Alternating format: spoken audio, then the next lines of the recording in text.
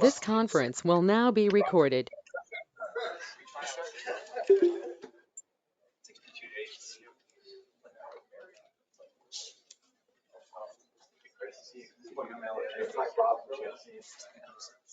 are you, Chris? Hi, Chris. Sorry, I missed the. Sounds like everything was covered. Yeah.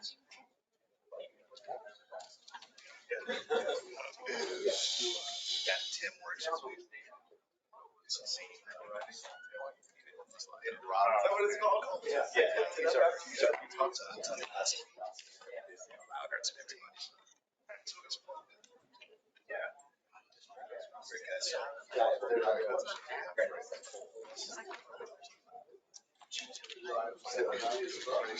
Yeah. I've heard that.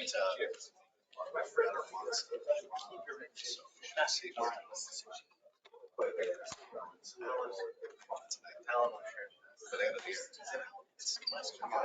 Yeah, I know.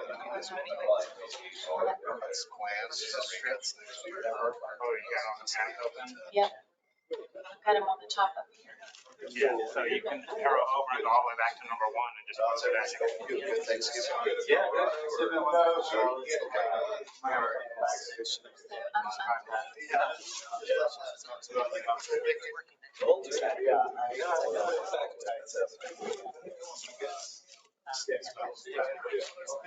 My dad and my stepmom. Because the person however, they're not like this. So in order to not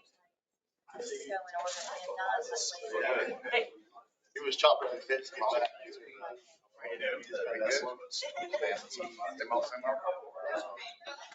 All right. Right. We didn't have one this year. I had that. Oh,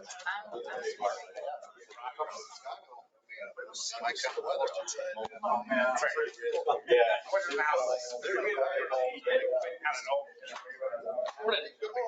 I'm Greg Patterson. Greg, Rob. Good to see you. Good to see you, sir. Doing well. Everything's great. All the important stuff anyway. Once a year. Nice to see you. any paper? All right, let me grab. We had a great one. It was good. It's big. Yeah. It's funny. I didn't know it's. I know. I had it. I was like, wait. Yeah. Oh, so that's where the stuff is. Oh, very nice. Right. Sometimes I have to get sit down. So Robert, you got shot. I know. Cut it up. How was your trip there? Good. He's running for. I don't know how, there's extra there. I know her if you need. next Is that okay? Okay, Robert's perfect. big chat. Robert, this is Tom. Always to meet you. Nice meeting you. Yeah, welcome. I don't know. I thought I. Thank you, Mark. Yeah, our team too. It's a Hawaii trip. But you didn't get his picture? Yeah. Oh, yeah. Let's get the pic. Let's get the pic. Hey, Tom. How are you? Good. It's working. Was that Smith Valley? You took me on vacation there today. Hey, Tom. How are you? Good. I can get one by yourself. I don't know.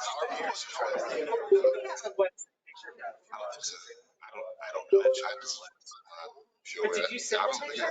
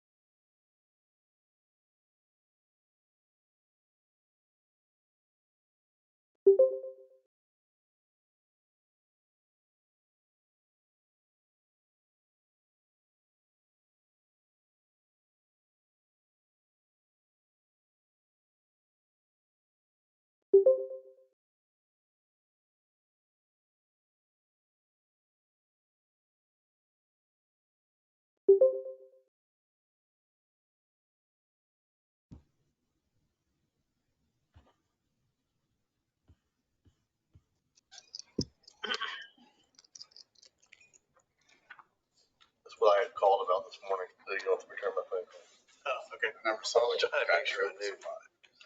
Yeah, at least for now, we're both be. Yeah, for the last 7 years. I figured it. You finally got it. Finally got it. Finally. I'll take credit for it. Okay, fair enough.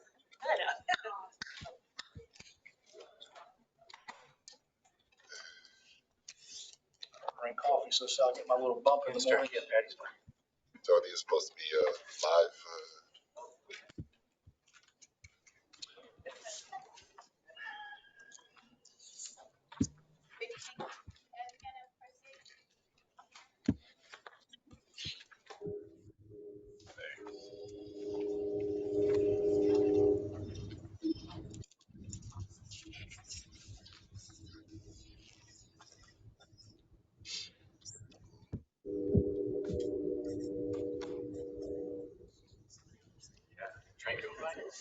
Yeah, sure.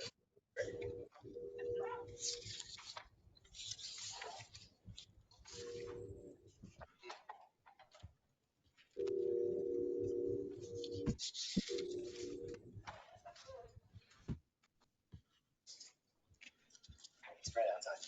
Okay.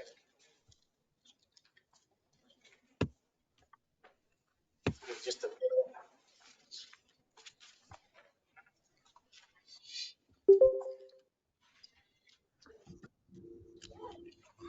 He's out there. Yes. Oh, real mute.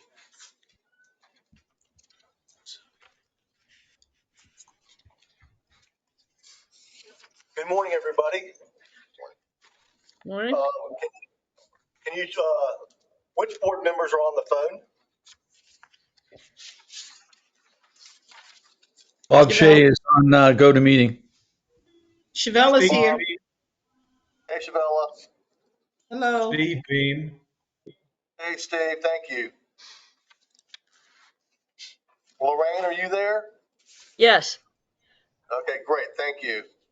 And everyone else is in person. Just want to be sure that we had a quorum. Thank you. We'll be starting in just a moment.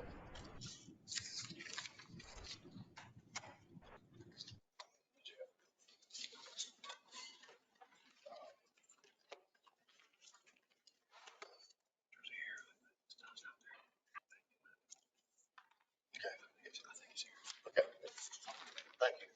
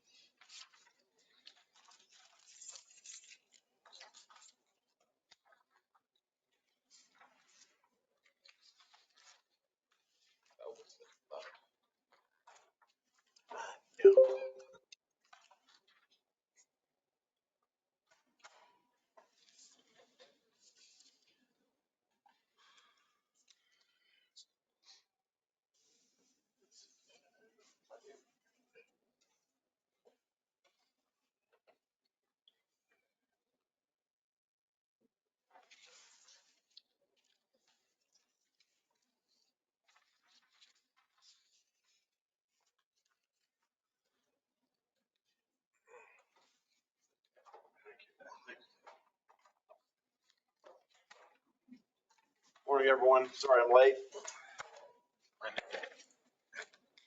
We're till 6 this morning, but that was just not enough time. Lots of accidents, but it looked like anyone was hurt. So welcome, everybody. I'd like to call this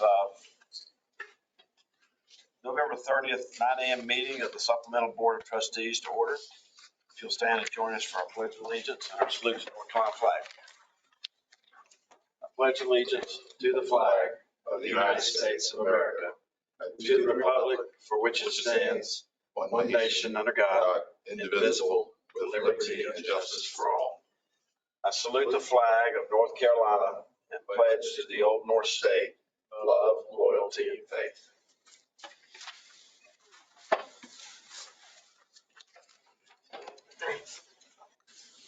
Got some housekeeping things to do. Before we go forward with that, I'd like to call the roll. All right, Treasurer Falwell, Here. Shavella Thomas, Present. Lorraine Johnson, Present. James Lumsden, Present? Greg Patterson, Present. Bob Shay, Here. Nels Roseland, Steve Bain, Here. and Robert Hillman. Present. All right, we have a quorum. Yes, sir, we do. A few housekeeping matters. Those joining us remotely, please mute your phone when you're not speaking. As we call the roll for our votes, without any objection, anybody who makes a motion or second to motion will be considered a yes vote. Board members here or remotely, if you leave the meeting for any point in time, please announce your departure and return so that they can be recorded in the meeting minutes. Always, likewise, state your name before speaking. And finally, and most importantly, any text or recorded communications between board members and during the meeting, even on personal devices or public records to the extent that they concern the meeting. We're really excited to have our introduction and swearing in of Robert Hillman to the Supplemental Retirement Board of Trustees. Extend our welcome to you, Robert, as a governor appointee to the Supplemental Retirement Board of Trustees. He'll be replacing Wyndon Hibbler, who was, you have big shoes to fill. So, Robert brings extensive experience in finance and wealth management, as well as an established impact on operations and processes. I think that you'll be impressed with what you find at the Supplemental Retirement Board. I look forward to the contributions of your experiences that will bring to our rich and diverse and active board.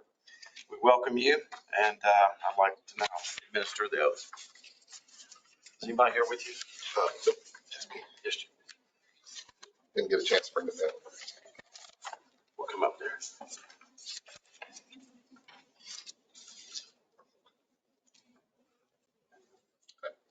We normally start on time. That's all right. Good to meet you. Good to see you. All right. Place your left hand on the Bible and raise your right hand. Do you, Robert Hillman, solemnly affirm that you will support and maintain the Constitution and laws of the United States and the Constitution and laws of North Carolina, not inconsistent therewith, and you will faithfully discharge the Retirement Board, so help you God. I do and I will. Thank you.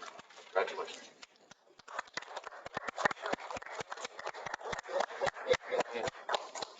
See. All right, now we're on our Ethics Act. Members, you have the agenda before you. Please take a moment to review the enclosed agenda. Does anyone have a conflict or an appearance of conflict regarding any matters that are before us? Hearing none, evaluation of a statement of economic interest for Robert Hillman. And Robert, I'm going to stop before I do that, just to give you an opportunity to say hello and introduce yourself, because I'm sure that your resume is much more extensive than I just read. No, you got it right. My name's Rob Hillman. Thank you. Very happy to be here. Wyndon, I do know Wyndon Hibbler, and he does have very big shoes. I'm a little taller, though. I'm looking forward to the work of the board. I've got a background in finance and wealth management. I held the charter from the CFA, and have been worked on Wall Street for many years, and then worked currently work as a consultant for a technology consulting firm with a buddy of mine from undergrad.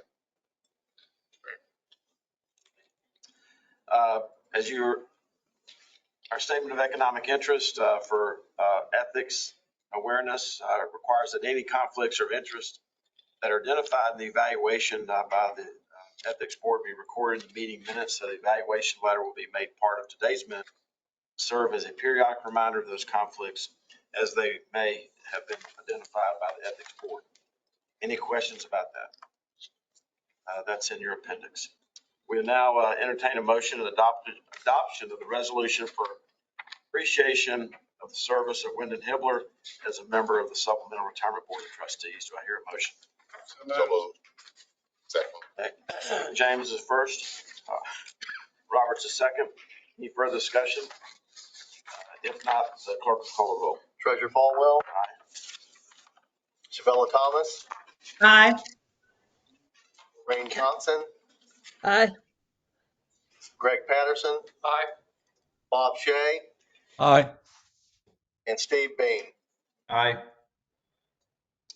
Thank you. Do we hear a motion to approve the meeting minutes of August 24th of 2023? So moved. Thank you. Second. Second. Motion is second being made. Any further discussion? Hearing none, the clerk will call the roll.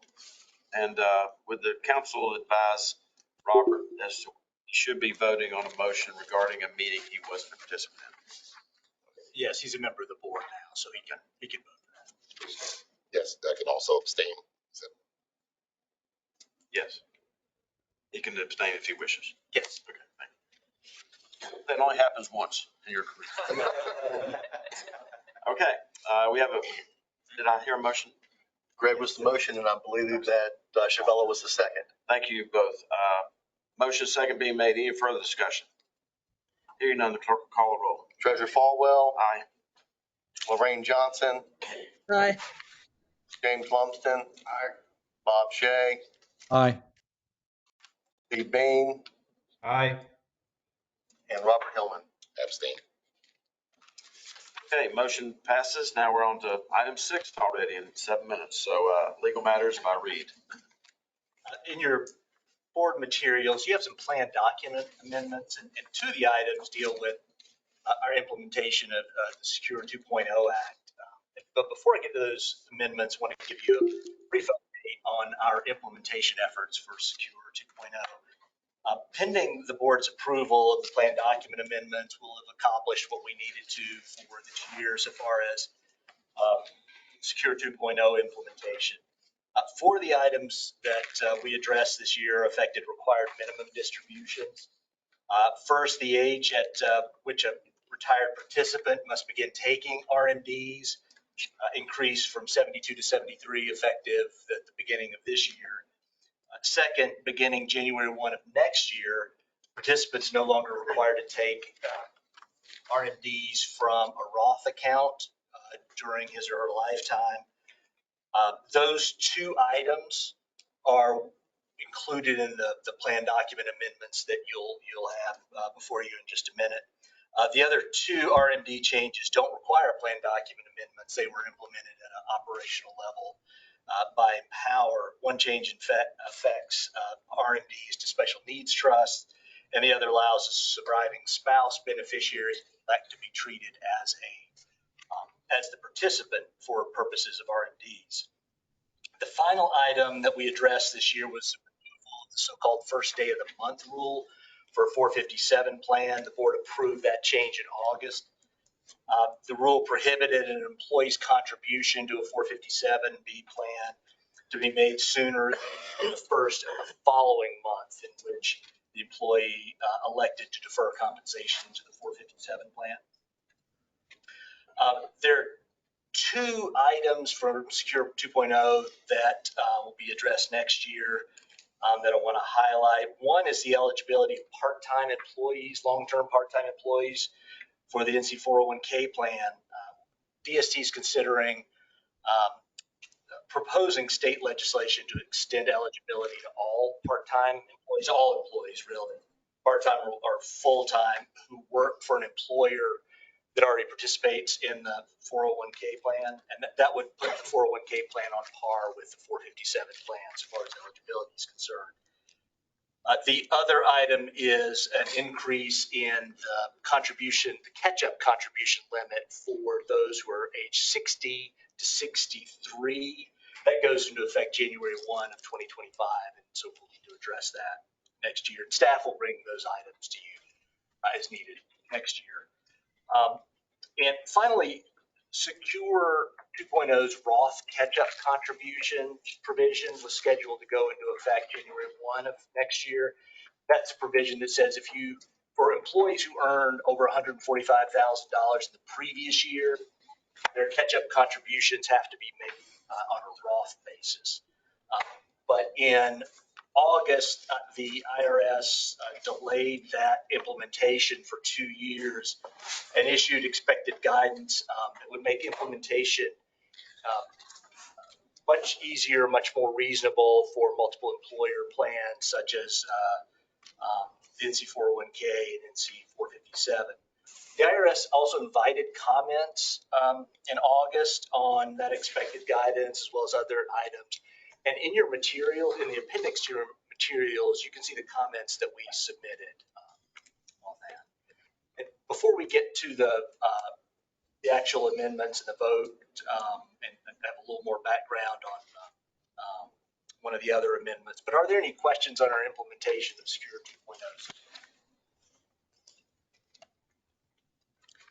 2.0? So in addition to those two RMD amendments, in your plan materials, there's a retroactive compliance amendment to address an error by one of our participating employers, Orange County. County uses a biweekly payroll frequency. However, for over 20 years, the county permitted employees to defer in only 24 of the 26 payroll periods during the year. In particular, for the 2 months where there are 3 deferral periods, they allowed deferrals in only the first and the third payroll periods. And that's not consistent with the provisions of the 401k, with our 401k plan, which doesn't restrict deferrals during the year based on payroll frequency. So staff worked with, and then Empower worked with the county to correct this, and so now they're allowing deferrals in all 26 pay periods. However, given the extent of the error, this is similar to the Henderson County situation where you had a comparable compliance amendment before you in, I believe it was May, it may have been August, but it was either August or May. And so the proposal that you have before us, essentially, it's a retroactive amendment that incorporates what Orange County was doing. We went to the IRS through their voluntary compliance program.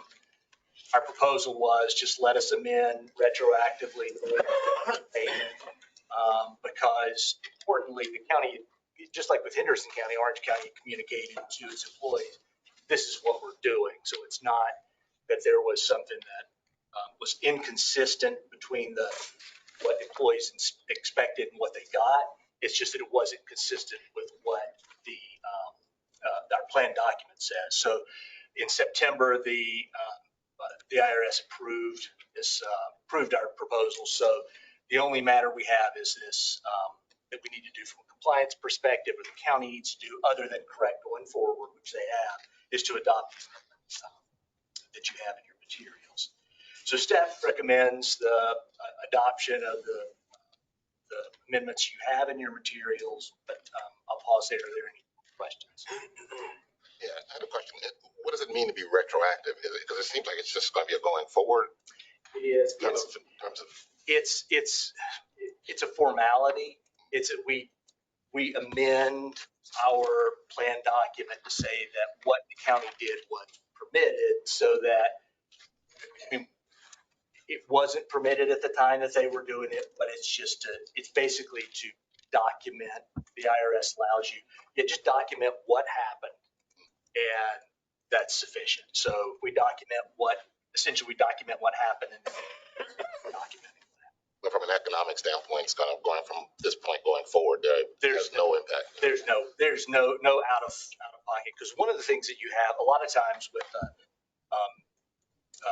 compliance error, if an employee is out something, whether it's an employer contribution or a missed deferral opportunity, there's a make good. There's a compliance payment that the employer has to make. But in these two situations that we had this year with Henderson County, with Orange County, there was no corrective payment that was required.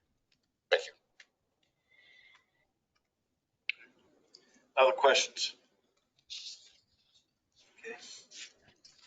Do I hear a motion to accept staff's recommendation regarding legal matters? So moved. Second. Motion second being made. Any further discussion? Hearing none, the clerk will call the roll. Treasurer Falwell, Aye. Shabella Thomas, Aye. Lorraine Johnson, Aye. James Lumsden. Aye. Greg Patterson. Aye. Bob Shay. Aye. Thank you very much. Let me restate that. Do I have a motion to approve the amendments to the plan document? I think that's what Reed would want to say. Okay. Thank you all. Next, item 7. Nope, we're still on. I'm sorry. Next item, review of policies of participants. There are two sets of board adopted policies. You have your governance policies. You also have your policies for participants and employers. The governance policies, 5 policies plus your charter that govern various procedures of the board and the department and administrative plans.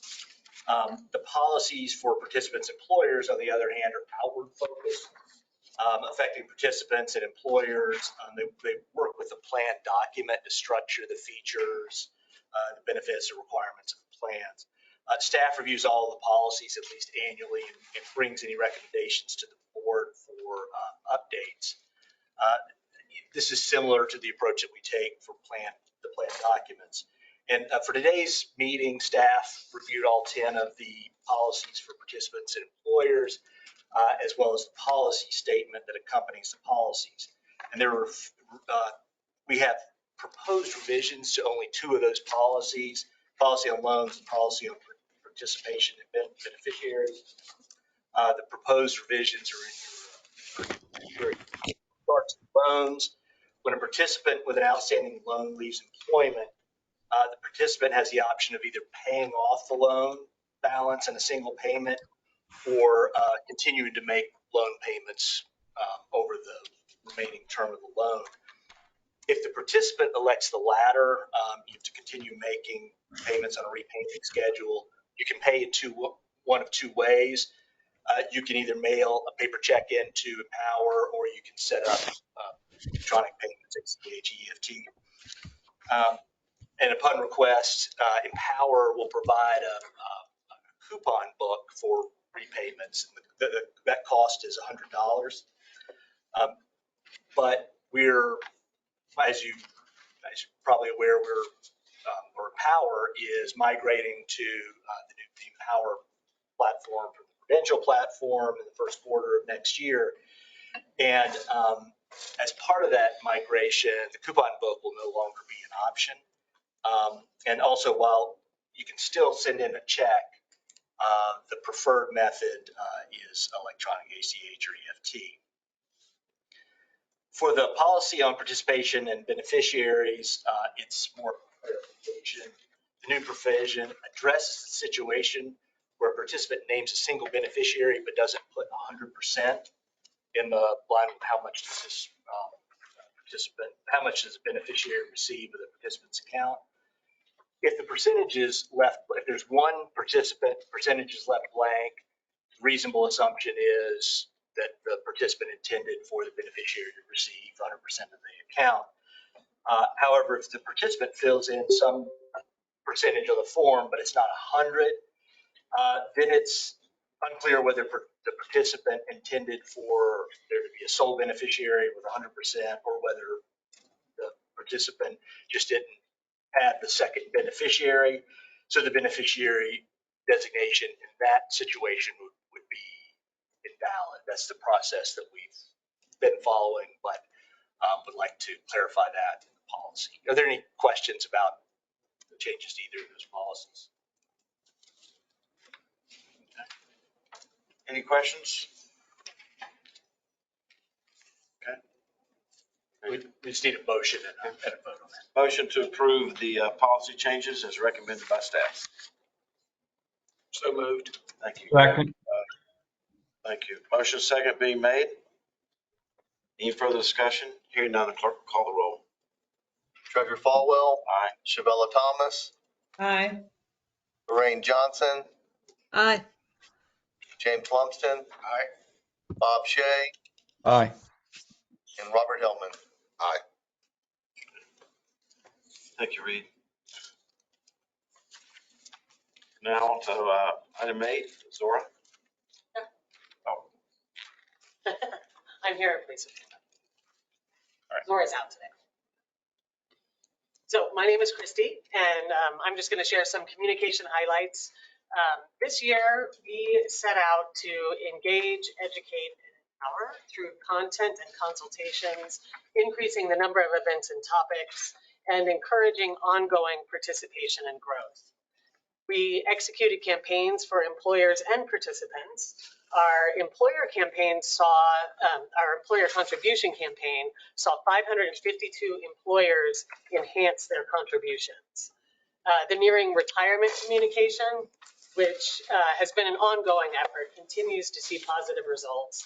And we had 89 beneficiaries take action with our beneficiary electing a beneficiary campaign. Our virtual and in-person meetings saw incredible growth in attendance this year, an increase of over 50%. And Empower will touch on this later, but in October of this year, we had the highest levels of engagement in 4 years.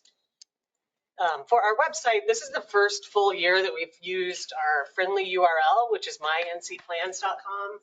And I think this has helped tremendously in not only communication pieces, but also driving traffic to the website. And we had a record number of unique visitors of over 280,000 as of September 30th. Our goals for 2024 do remain consistent. We want to increase plan adoptions and employee participation, increase contributions and asset retentions, and increase effectiveness of our communications. The North Carolina Supplemental Retirement Plans recently received a NAGDA award for their National Retirement Security Month campaign. If we learned one thing from this campaign, it's that we have a very engaged population, and they're more than happy to share what they've done wrong or what they can do better and what they have done right. And so we're going to carry this into 2024, and we're going to listen to our participants and employers. And this will lead the charge in raising awareness for retirement readiness through short form storytelling and expanding our webinar topics. We're going to continue to leverage the powerful partners we have in employers, as well as the value of the technology and tools that will continue the conversation around the importance of saving for retirement. And all of this will launch the targeted campaigns that will help public servants in North Carolina take action to be prepared for retirement. We saw a lot of positive results in 2023, and this was a coordinated effort between the Department of State Treasurer, the Retirement Systems Division, and Empower. And together, we're going to continue this momentum into and through 2024. Any questions?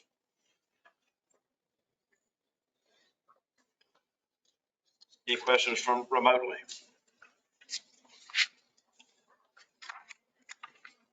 Thank you, Christy.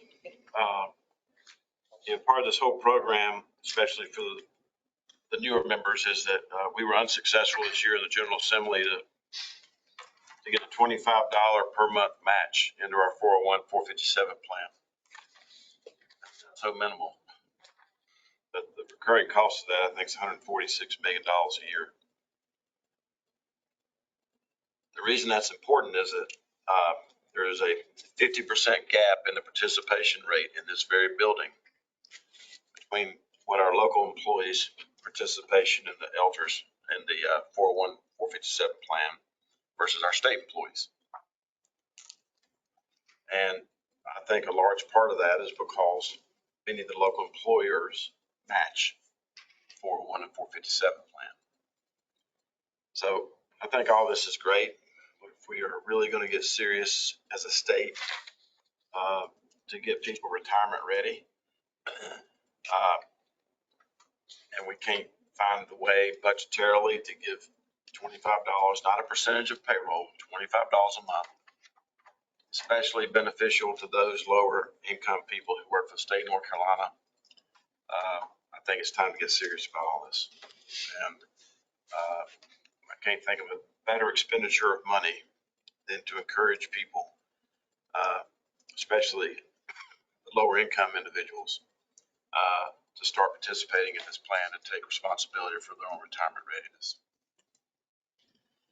One pushback I got on when I was trying to get this done in the long session is that, it should be a percentage.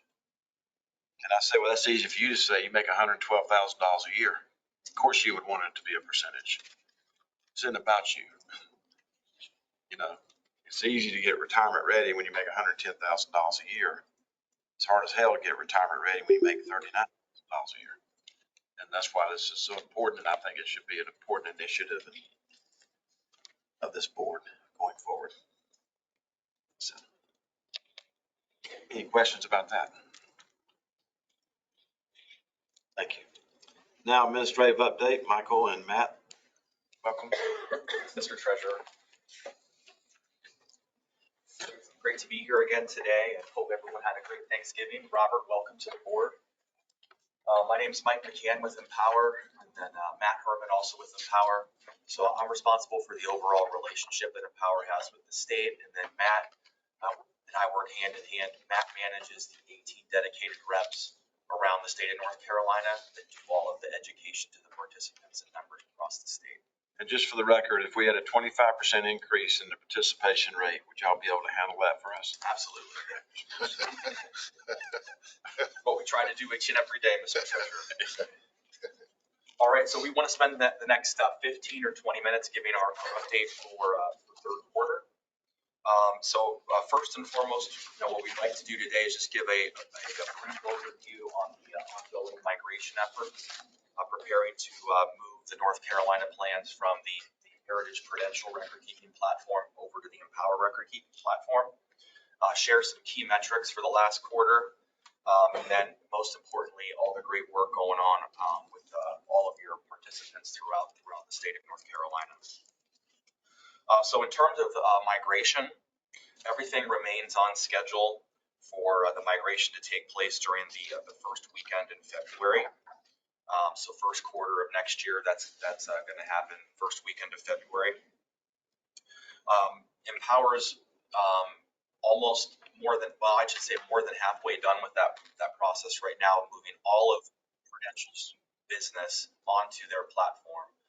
Last month, they did what we call internally Wave 3.2. There's 4 total waves. North Carolina's in that last wave.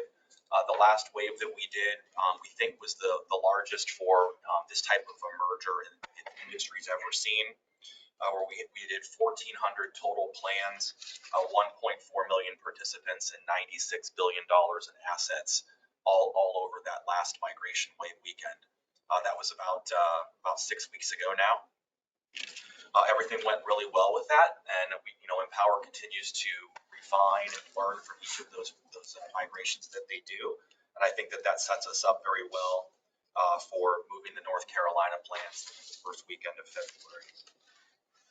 So over the next few weeks, a lot of that activity preparing for migration is going to take effect, and you have to look at it from 2 different lenses. You have to look at it from the employer lens. So the North Carolina plans in the 401k and 457, there's about 1,100 employers throughout the state. We're going to be reaching out to all of those employers to get them prepared for that migration. And really there's 2 critical steps that we're going to be working with them on that. The first and foremost is what we call provisioning, which is making sure that they are set up to use Empower's plan sponsor system. So they can load payroll, run reports, and all of those natures that they have to do from their fiduciary duty to the North Carolina plans. So we're going to be starting that process next week to reach out to them to just confirm who are your contacts today, and to make sure that they're then set up with the right access on our plan sponsor system upon migration. The second aspect is payroll.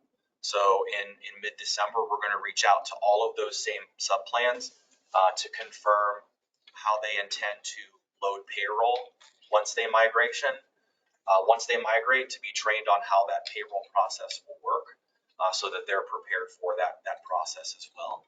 So as we've been preparing for these communications to go out, as you can imagine, over the last few months in all of our employer engagements, all of the have with your employers throughout the state, all of the webinars that we've been doing, we've reinforced this messaging. We've also included it in newsletters. Jeff's been a great partner where he has sent out communications to all of the employers as well just to make sure that there's plenty of education.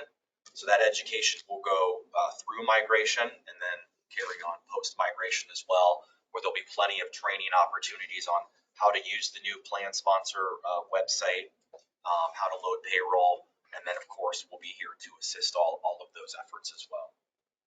So you have that part of the migration, and then you also have the participant migration. Starting a few weeks before migration, participants will also start to get notifications as well, based on the medium that they've selected for how they want to engage with us. So if they've selected that they want to be communicated with through e-delivery, that's the mechanism that we'll use. If they've said that they prefer paper, that's the mechanism we'll use. But starting ahead of migration, they'll be informed on how GoalMaker is going to be enhanced, when the migration weekend is going to occur, how they'll need to re-register their account on the Empower platform post-migration, and then they'll also be then given all of the training opportunities as well in terms of how to use the new website, the new app, and all of those things, fully supported, and also all of the training outreaches that we provide from the participant level, and then also further supported in all the one-on-ones and group meetings that Matt's team does each and every day. So at a high level, that's the migration update I wanted to share. It's hard to believe, we've been talking about this for over a year now. When we come back for the next board meeting at the I think February 22nd, we'll have been on Empower's platform for a couple of weeks, so we'll be able to give an update on just the initial post migration reaction of how everything's looking for your participants. Any questions on that? All right. There's a couple. 403B, there's no tail on the 403B transition, all that's. 403B, yeah, that officially got shut down in first quarter of this year. So yeah, nothing more to do with the 403B program. And everybody had an opportunity to migrate, number one. Yep. I presume some people may not have for their own personal reasons. So we've got everything in line as far as 1099s and taxes as we go into the first of the year, right? Absolutely, yeah. And then when all of those go out, that'll be still on the Prudential platform, but all of that work has to work in past years. Yep. Little chance that somebody would get a distribution when they didn't take a distribution, and then they get to an IRS vortex. That should not occur based on how 403B wound down. Okay. I don't anticipate that at all. I think Matt will touch on this, but we've actually seen some fruits 401k as a result of the shutdown. And I won't say this over and over again, but for Robert's purposes, we had this plan for 8 years, and we just weren't great at it. The other plans have billions and billions and billions of dollars, hundreds of thousands of participants. This one had $31 million. 403B. It put us in an economic situation where we could never be great at it from a fee standpoint. We could never take advantage of our largeness. And then we were competing with large counties like Mecklenburg County, who have, if my memory's right, they have 6 other 403B vendors who, many of them charge higher fees and that kind of thing. So we decided to focus on the things we're great at. And the things we're great at through these awards that you just heard mentioned are the 401 and the 457. So we went through the painstaking process of deciding this was in the best interest of our customers, and a lot of work went into that over the last couple of years, but you didn't have to deal with any of that. Thank you very much for the background. It actually is, some of the questions I do have are like, well, why? Yeah. So you'll hear Matt talk about that. Go ahead. All right. Yeah, so in the interest of time, there's just a couple of slides that I want to refer to before I pass it over to Matt. Patty, pages 4 and 5. So Robert, again, for your education, these are a couple of just high-level summary slides that we added to our typical presentation a couple years ago, just to show a historical 13-month trend around the key metrics. So contributions versus distributions. Very consistent pattern of what we've historically seen here. Average participant balance, a slight pullback over the past couple of months, but still, historical trend line in a positive direction. The active participation rate is slightly down. I don't think that it's still well ahead of the historical norm, which was around 29, 30%. So it's been a slight pullback. I think it's something that we definitely need to pay attention to, because while we are seeing another year, so last year set a all-time record in terms of new enrollments. We're on pace to beat that again. No pressure, Matt. We're on pace to beat that again this year. So we're seeing the enrollments, but we're seeing the active participation rate slightly decrease, which probably is more people leaving the system in terms of retiring faster than new hires are being added in. And it could also be a little bit of participants, due to some economic headwinds, temporarily stopping deferrals that are still in active status. So that's something I think to pay attention to, but still well ahead of the historical trend line. And active average employee deferrals, we saw a slight dip in September, but strong activity in October, but still, last time we were here, we set an all-time high in terms of the average monthly employee deferral. So still very strong metrics there.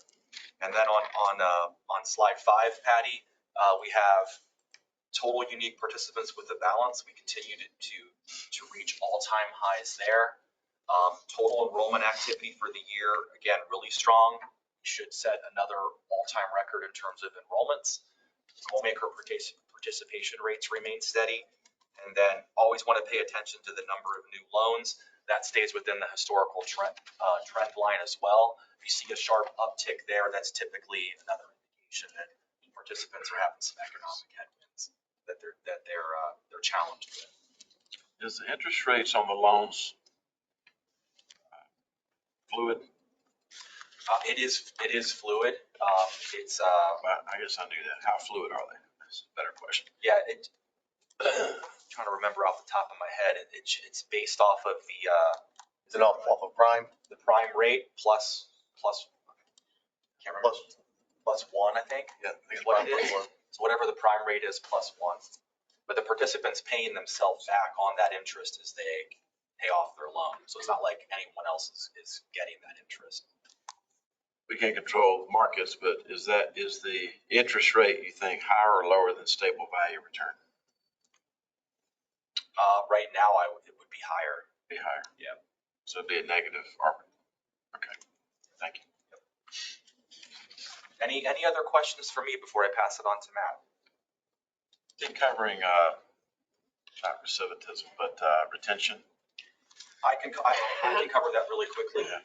So if you go to slide 30, hold on, yeah, 35, Patty. Slide 35.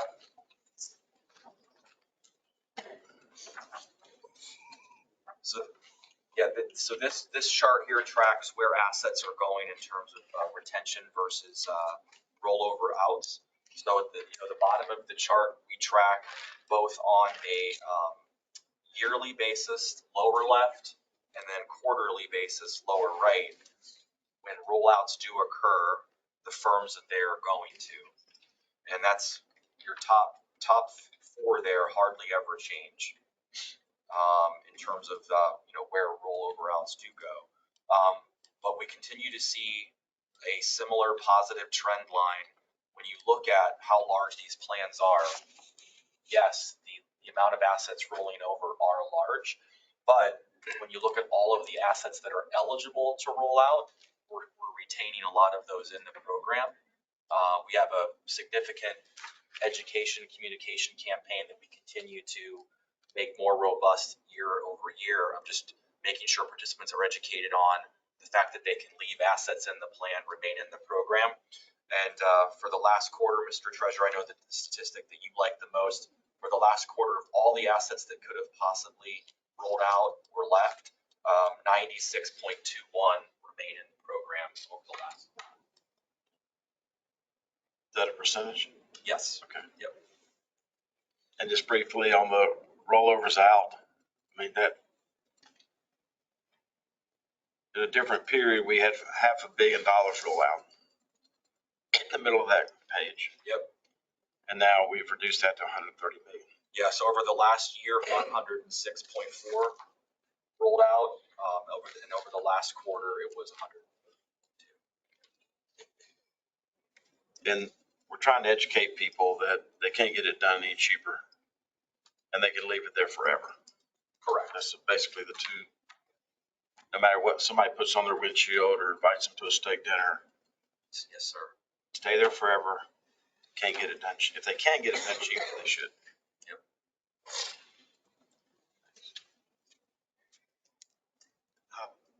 Good morning. I'll pick right up with that, Mr. Chairman. To echo Mike's comments, there are a lot of things we do with that population. They receive emails. We get them from them. One of the things we personally do as a team with our 18 folks across the state is we actually reach out to folks that are near and at retirement. This year, I don't know the exact number, but I think we're over 3,300 calls that we made to those retirees. And to your point, that's exactly the things we're sharing with them is we're here to help you. We are a resource for you even in retirement, and you don't have to leave. Sometimes people forget they can stay, so that's really important. We're doing that in traditional one-on-ones, our group meetings, we're making those proactive outbound calls. We literally pick up the phone and call these folks. So we get that data and that information from staff every month, and we use that to actually proactively call everyone. So that's something we envision continuing to build on and doing. And when we look at the data of that population, the folks we can get through to, we actually see about a 10 to 15% lift in retention versus those we don't talk to. So that's one thing we do in the midst of other things. But I think a tremendous opportunity for us to keep building on that. That's something we're very focused on. Just a slight comment on it. So I was on the other side, pulling information. So pulling assets. So one of the We were wondering who was getting that information. well, I wasn't at Edward Jones, so I wasn't my lower on the list. But I guess part of the pull, right, is about being financially organized and having all of your assets in one place so you can see it and do projections and understand what's the real impact. So to the extent that people have, again, I don't know how many different jobs people will have work for the state, but to the extent that you have a lot of different jobs, you got a lot of different plans. So the selling point on their side is, hey, let's pull all these in one place, and you can see all. So I guess the question is, do we have a way of helping them see all of their assets? That I think is going to be the biggest lift participants once we get onto Empower's platform next quarter. Right off of the home screen, participants, if they choose, will have the ability to load all of their other assets so that they can see them all in one place right from the Empower platform. Not only all of their assets, but if they choose to, they can bring their spouse or significant other's assets all in and see that there. And then just really quickly, the other thing, if you guys as a board would ever choose to do so, the other reason that we see participants leave is because they just want someone to tell them what to do. They want that advice component. We've surveyed that on a few times, and we surveyed participants that have either rolled their money out and we ask them why, or participants that are in that 5 to 10 year retirement when we survey them of why would you ever roll out. The theme is, I want someone to tell me what to do, which is exactly what you would offer in the role that you had, right? You can offer that advisory service. When we get to Empower's platform too, that's another feature the board will have at their disposal where you can add that advisory component right inside of your plan and do it at a much cheaper level than they would ever do that in a retail environment. And we think that from what we've seen historically with other governmental plans that are already on Empower's platform, that's another way where this slide here on slide 35 can get diminished even further in terms of assets rolling out. But when you say the new platform, to be clear, that's a part of your buffet, but that's not a part of the buffet that we currently participate in. Correct. Yes, you would have to adopt that as a board. I don't want to leave that impression that we. Yep. It's already out there. Okay, gotcha. But we don't participate in that buffet. Yep. But it's out there as an option. Sorry. Questions? Great question. Well, I think to start off, before I jump into some updates on engagement, I do want to kind of build off of what Christy shared earlier. I congratulate the board and staff and this program again for the NAGDA award that was won last year. That award was for 2022, specifically for October, in our National Retirement Security Month campaign. We had a tremendous campaign last year. NAGDA recognized this program. That award was actually received just a couple months ago. I think we shared it at the last board and hadn't yet gotten the award. So since then, that award has come in. Just to give you some context on last year versus this year, for that award, October 2022, we did 9,500 live education engagements in October last year. 9,500 one-on-one indoor group meeting engagements. Tremendous level of activity.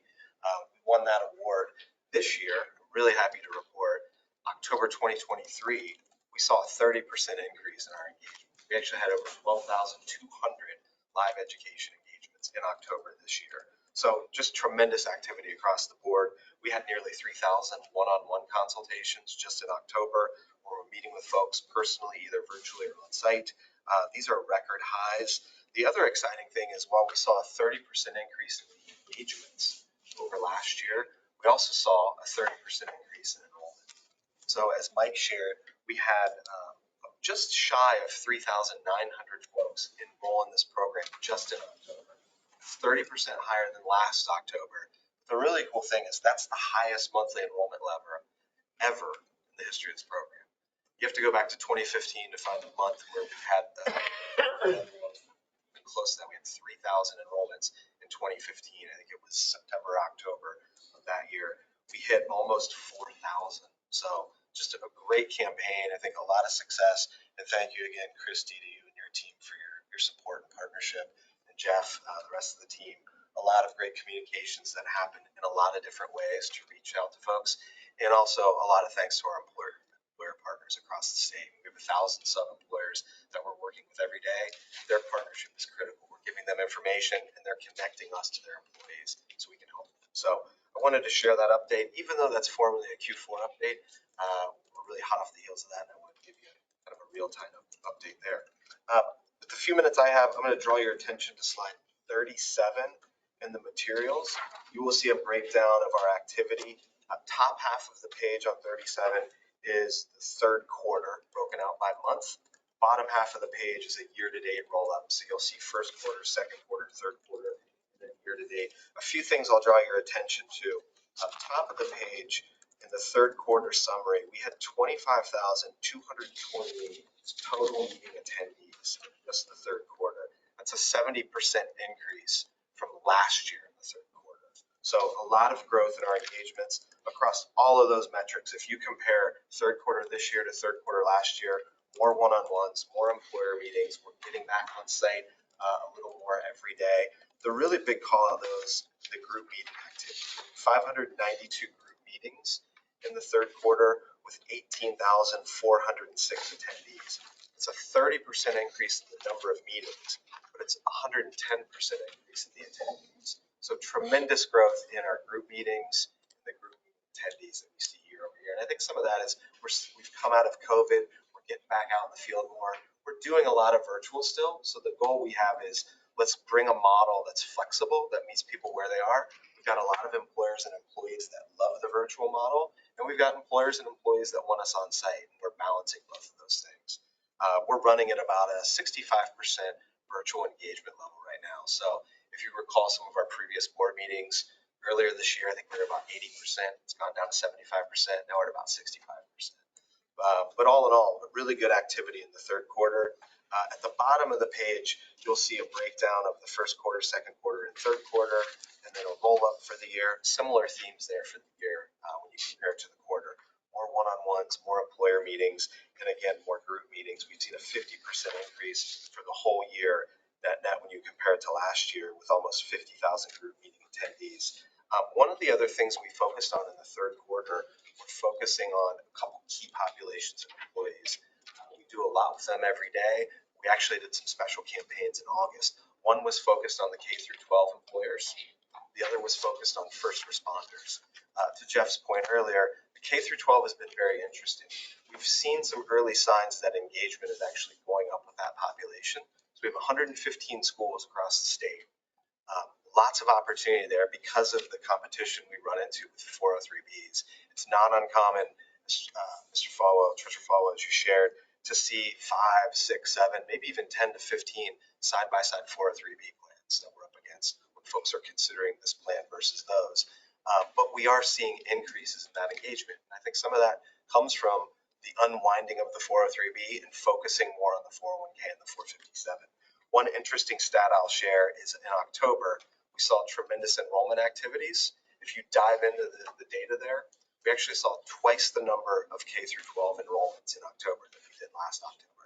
So just a lot of lift. I think we had almost 900 enrollments just in the K through 12 space in October. So still a lot of opportunity, a lot of different options that those teachers and staff run. 900 enrollments in the 01 and the 457 combined. 900 new enrollments. Yeah, that would be new enrollments in either of those plans in October. And we only had how many enrollees in the 403B? 3,000. 3,000 total participants. And we had 900 new enrollees In 1 month. 1 month. Yeah. And I think last year in October, I don't have the data in front of me. I think we were at 450. So, we're enrolling folks in those plans and from those schools quite often, but we're seeing increases in the levels. So it's still early, but I wanted to share that because we've actually spent time doing more within the K through 12 space. We did a special campaign in August where we actually called principals. We literally picked up the phone and we called the principals at not the district level, but at a building level to share what we can do and have them invite us to staff meetings. So it's kind of roll up the sleeves type work, pick up the phone, call folks, make connections. That's something we're going to keep doing next year. No steak dinners. Most of the time the principals called me. So the fact you're calling the principals, that's just a whole different thing for us. Yeah, it was right there. Would you come up to the office, please? Before I forget, who could I deputize to give me the statistics of the percentage of state employees who make less than $40,000 a year, which is $19.46 an hour, who are not participating in the 401 or the 457? Is that us or is that you? We should be able to get to that statistic. I believe that for state employees, we get an indicative file that I believe has salary. And then also then from there, we could dig in, are they participating or are they not? Right. So we'll dig into that for you. Related to this board, UNC Healthcare and ECU are trying to divorce themselves from our pension plan starting January 1st. 91% of the people that make less than $40,000 a year, 91% choose the pension plan over the ORP, other retirement plan. So 91% of the people who make less than $40,000 a year need the certainty of the pension plan in order for them to be retirement ready. So as I or the future treasurer starts to lobby the General Assembly for this $25 a month match, it's important to be able, you can't measure what you can't manage what you can't measure. We want to be able to give these statistics. Just a brief question, and again, really briefly, what's the structure of the sessions or the engagements with your structure of? Yeah, I laughingly said, well, a steak dinner, which is not. Yeah, we don't do steak dinners. But can you talk briefly about what's the structure of the engagement? Yeah, I kind of start at the high level. We have two different types of kind of formal engagements. We do one-on-one consultations. We do some of that. We do a lot of that virtually. That's a one-on-one with an employee. Sometimes they may bring a spouse. But typically, Messages. What's the message? The message is you need to do this. This is why. Yeah, I mean, we're asking them. We're doing kind of high-level needs, goals. Are you in the program? We meet with a lot of folks that are in the program. So then it's a discussion about what can you increase more.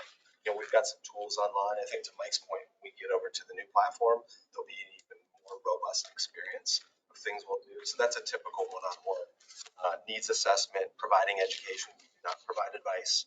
So it's education, and then talk to them about the components of this plan and the details there. We also do group meetings. That's the other piece. We do a lot of group meetings. We engage a lot of folks. We'll do probably 90,000 engagements. Probably 25 to 30,000 of those are one-on-ones. The rest are group meetings. And that spans the range from folks who are just starting their career to folks at the end or in retirement. We do sessions on both ends, and we do sessions for those that are kind of mid-career. And then topics that are kind of agnostic of where you are, like cybersecurity, market volatility. So we have a kind of a suite of education topics that we'll cover. We've added some things recently. Actually, we worked with Christy. We added a new specific webinar just for the investments. So we got a little deeper into investment concepts. Again, education, not advice, and kind of the specifics of this plan. We added a cybersecurity presentation recently. We do things on market volatility. Social Security is a very popular session. We had 900 folks register for our webinar in October for Social Security. So we've tried to offer a lot of different topics to engage folks and then drive them to take action. Retirement readiness. So it's really enroll, increase, and then there's some other things we'll do. We'll have questions on beneficiaries or loans or things like that. But the heavy focus is really enrolling and increasing. And just to show some of the effect on some of the tools, Patty, if you were to go to page 33, they have a tool called the Retirement Income Calculator. And you can see the difference in terms of people who, in terms of the average balance of people who have gone through RIC and those who haven't, and what the contribution rates are for those who have gone through RIC and those who haven't. So it shows that the tools helps to drive that engagement and increase the participation in the plans. Great question. Thank you. And I don't know how you operationalize this, but if there's ever a situation for, a 23-year-old public servant to talk to a 65-year-old public servant about what I wish I would have done differently. If there's ever that opportunity where that 23-year-old actually has a relationship with the person my age that they will actually listen to, that's the best sales tool you'll have. Because what I hear around firehouses and around police departments is when people are sitting around and people my age are talking to the younger 2 generations ago, saying, this is what I wish somebody would have told me when I was your age. It could be. Yeah. I've sat in a DOT office and we've had that scenario where a 20-something who just started doesn't want to come in and meet with us.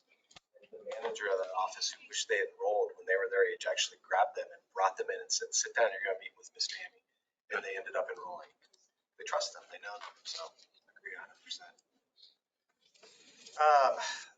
I'm going to jump to page 38 and just provide a brief update on actions. Page 38, you see a rolling 12-month view of enrollments. If you look at just this year, Q1, Q2, Q3, we've had 20,034 enrolling in September. That's a 2% increase year over year. Last year's same period. If you layer in the October enrollments that hit a record high, we have had 910 total enrollments. That's a 6% increase. So as Mike shared, last year was the highest year ever for enrollments in this program. 2021 was the highest. 2022 was the highest. Right now, based on where we are through October, on pace to exceed last year. Still have November. We haven't gotten that information yet. And obviously December is ahead of us. But I feel really good that we'll be at a similar level, if not higher, than last year at this time, given the short time period we have left. So really exciting to see folks taking action to improve retirement readiness. I won't go through the details, but slides 39 through 43, you have a breakdown also of employers taking action. I talk a lot about employees and participants, but our teams around the state are also engaging with employers. Each counselor has anywhere from 75 to 100 employers that they work with, and they manage those relationships, and they're engaging with them. Part of that is encouraging those employers to take action. What does that mean? Adding the 457 plan, adding an employer contribution plan, adding percent contributions, or some of our optional features like contribution accelerator. We've had tremendous action in that space. Christy shared some data earlier on total employers with contributions. We've had 42 employers this year who've either increased or added into employer contribution program, which actually is ahead of pace of last year's. So really encouraging to see employers still taking action. And you can see a breakdown of those employers within each of those categories. As we look ahead, Mike shared migration. We're very focused on that, working with employers, working with employees to get ready and then lead them 2 and 3 migration. We'll continue to be doing some things in the K through 12 space over the next quarter.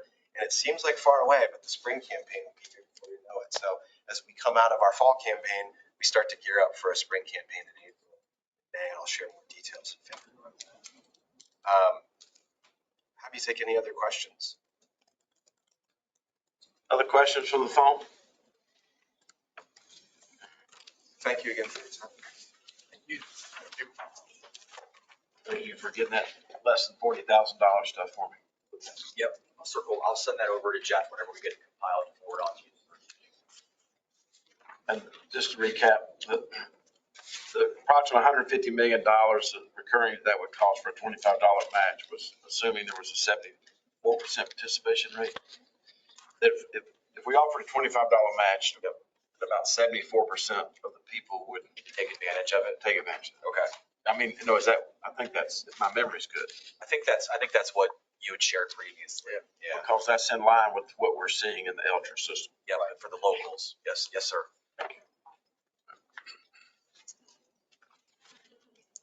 Next is Paul Galliard. Good morning, Mr. Treasurer, How are you? board members and staff. Congratulations, Rob, on joining the SRP board. I feel loved today. Hey, it's great work. It only gets better. It only gets better. Just a few quick comments, in where we are from last quarter. Again, the big message is short-term rates still elevated. We have an inverted yield curve. We did see short to intermediate, 2-year, 3-year, out to 30 lift up, rates lift up on the yield curve.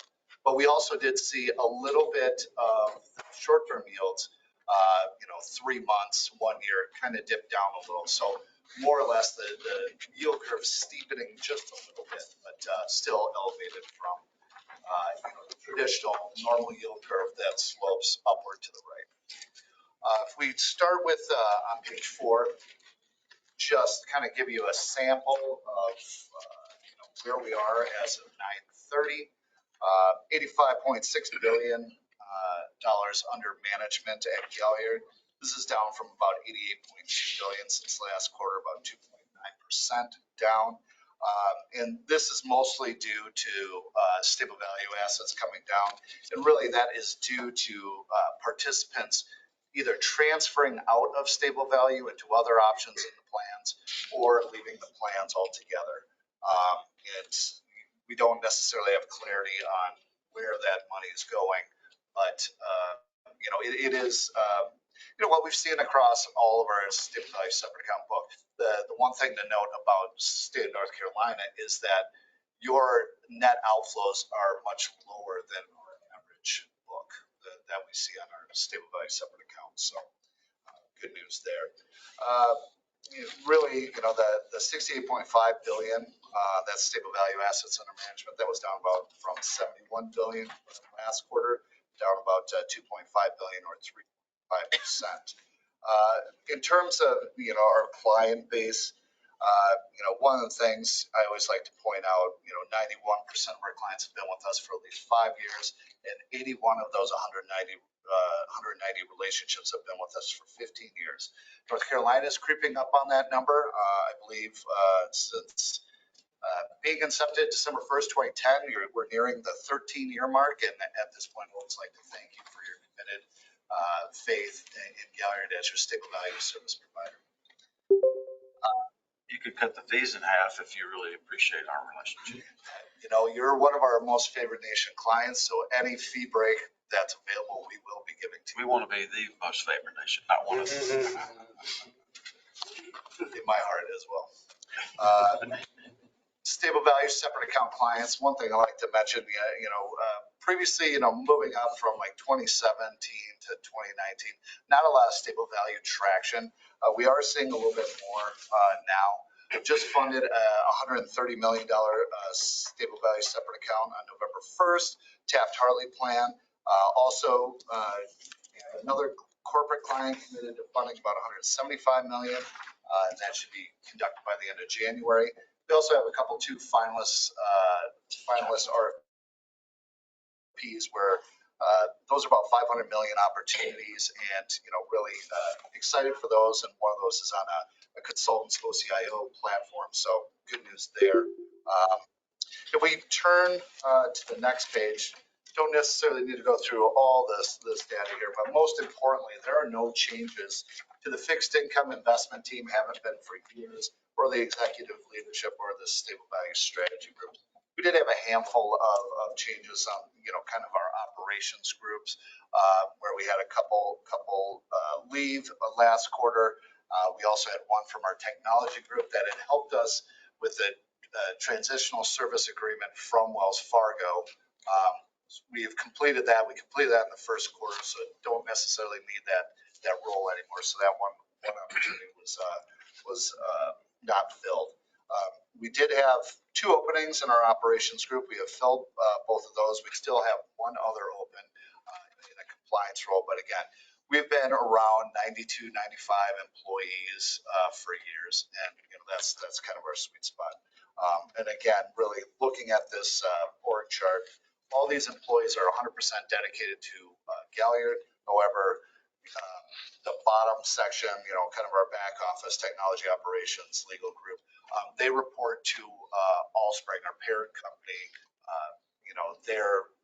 Their direct reports there, just so kind of reducing the redundancy there. But again, all these people on this page are dedicated to Galliard. Any questions? Okay, let's get to some interest rates here. So page 7, just kind of showing you visually kind of where the interest rates are in comparison to the Fed funds rate and also the 3-year CMT. So again, Fed funds rate is that light green line that's basically moving up to the right. Started right around March of 2022. 3-year CMT is that lighter blue line, and the stable value composite blended yield, that's that dark green line, basically the U shape, which, as I mentioned previous quarters, will be trending upward as it's following the movement of interest rates. But again, due to the book value smoothing of returns and the mechanism of how stable value works, it does it with a lag. And really, if you look at that 3-year CMT, it moved up in the third quarter of 21, with the market believing that inflation was not going to be transitory, more likely permanent. So again, that's why we see that moving up there. And 3-year CMT yields have basically been above stable value yields for about 2 years now. And you'll see that kind of creeping into, it's been in the quarter, year to date, 1, possibly 3-year returns now. But when you look at that dark green line, we see that North Carolina is about 2.89%. That's their yield right now as of 9/30. And again, that's net of all fees, incorporating all investment management fees, plan administrative fees, the 1 basis point, and the custody service fees. So again, it will be moving up. And one thing I did notice is the yield on the underlying investments within your short and intermediate portfolios, that is at a yield to maturity right now about 5.75. If you look at that compared to, I looked at the Federal Reserve statistical release, the 91-day T-bill, I believe, is at 5.55. So we're outpacing that. And the 3-year CMT, which is constant maturity treasury, that's at about 4.77. So I'm outpacing that. And I can get into that on the next page here. Kind of providing kind of the characteristics of the portfolio as of 9/30. If we move to page 8, please. Yeah, we kind of see, again, characteristics on this page is really shows the stable value fund is performing exactly in line with expectations given the elevated interest rate environment and, as I mentioned, that inverted yield curve. If we look in the upper left-hand corner, we see the net assets. Those are down roughly about 20.4 million from last quarter, and again, de minimis, about 0.8%. That consisted of about 37.6 million in net outflows, which is about 1.5%. That was offset by the interest income earnings, which is about 17.2 million. So really, those numbers, and I'll show kind of the historical that cash flow in a couple pages. But really, stronger numbers for the state of North Carolina participants not leaving stable value as much as we've seen in other plans for our stable value separate account book of business. Looking at the portfolio characteristics on the lower left hand of the page, we see pretty consistent numbers there. The average qualified financial strength ratings of the book value wrappers remain strong at A+. The underlying market value of the securities do remain strong at AA. This even incorporates the Fitch downgrade that we saw in August, which I will show you in the future pages how that kind of affected the change in the weighted average quality. But blended yield, and again, this is the crediting rate, and again, this is net of all fees. It is still moving up, as I mentioned, following the path of interest rates, up 18 basis points to 289 as of 9/30. Yield to maturity, that's what I was speaking to before. This is earning a higher yield than 91-day T-bills, which is roughly an approximation for money market funds, and 3-year constant maturity treasuries, which is kind of the benchmark that we use for the stable value fund. Duration's been consistent, and again, the market to book did come down a little bit, and again, that is solely, as I mentioned, because the short and intermediate, even going out to 30 years, those yield on the yield curve, those all elevated up a little bit over the last quarter. Over on the right-hand part of the page, historical fund assets, do seem pretty consistent.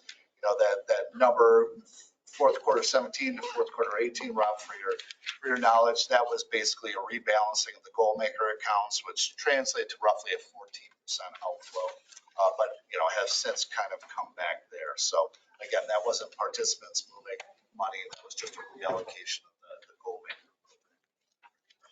Lower right-hand part of the page, portfolio distribution, really consistent there, and really what this represents is that the fund is fully invested. And any questions on this page? Really consistent metrics quarter over quarter. The next page, we show the net of fee book value performance, and this is the performance that comes from those crediting rates that I mentioned. This is what the participant experiences. And so we see the net of all fees, book value returns, and like I mentioned, we do see, relatively speaking, against the 3-year cost of maturity, we do see what could be perceived as underperformance. But one thing I'd like to point out about the 3-year cost of maturity, and I've mentioned this in previous quarters, it's somewhat of an apples to oranges comparison, solely because there's no perfect benchmark for stable value due to the unique feature of that amortization of the market to book loss or gain into the credit.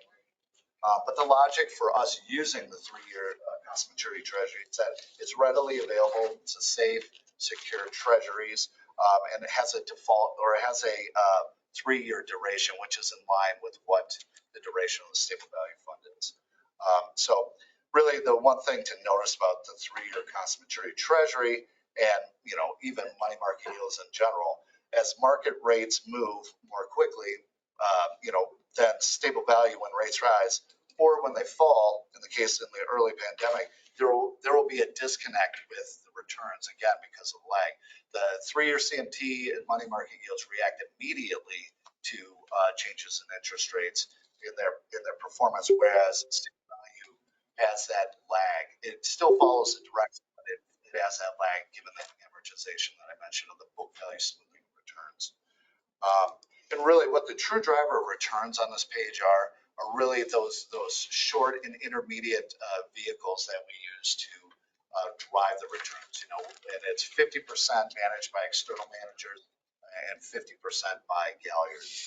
And I'll show you that performance in a few pages. But really, if what's not listed on this page, but if you looked at kind of what the U.S. government money market fund averages are, I mean, if we looked at against 3-month, year-to-date, 1, 3, 5, 10 years, it is stable value is underperformed for that 3-month, year-to-date, 1, 3 year. At a tune of 1.2, so stable value at 71 basis points.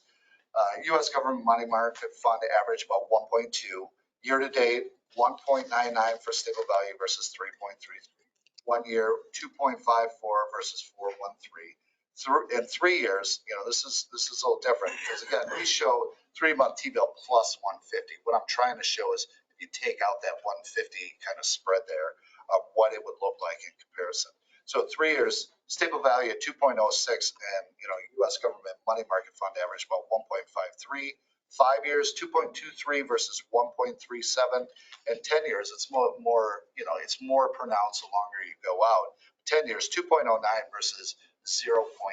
So again, the further you go out, the compounded returns of stable value in a normalized yield curve market really does provide outperformance. And I've kind of mentioned in the past, the three kind of drivers of the benefits of stable value over money markets, just on a long term in a normal yield curve environment.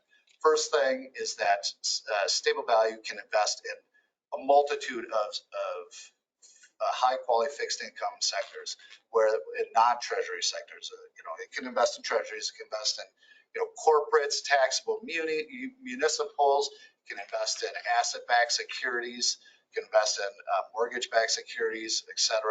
Whereas money market funds, all they can invest in CDs, commercial paper, repurchase agreements, and high-quality short-term U.S. government securities and cash. Second thing is the duration profile.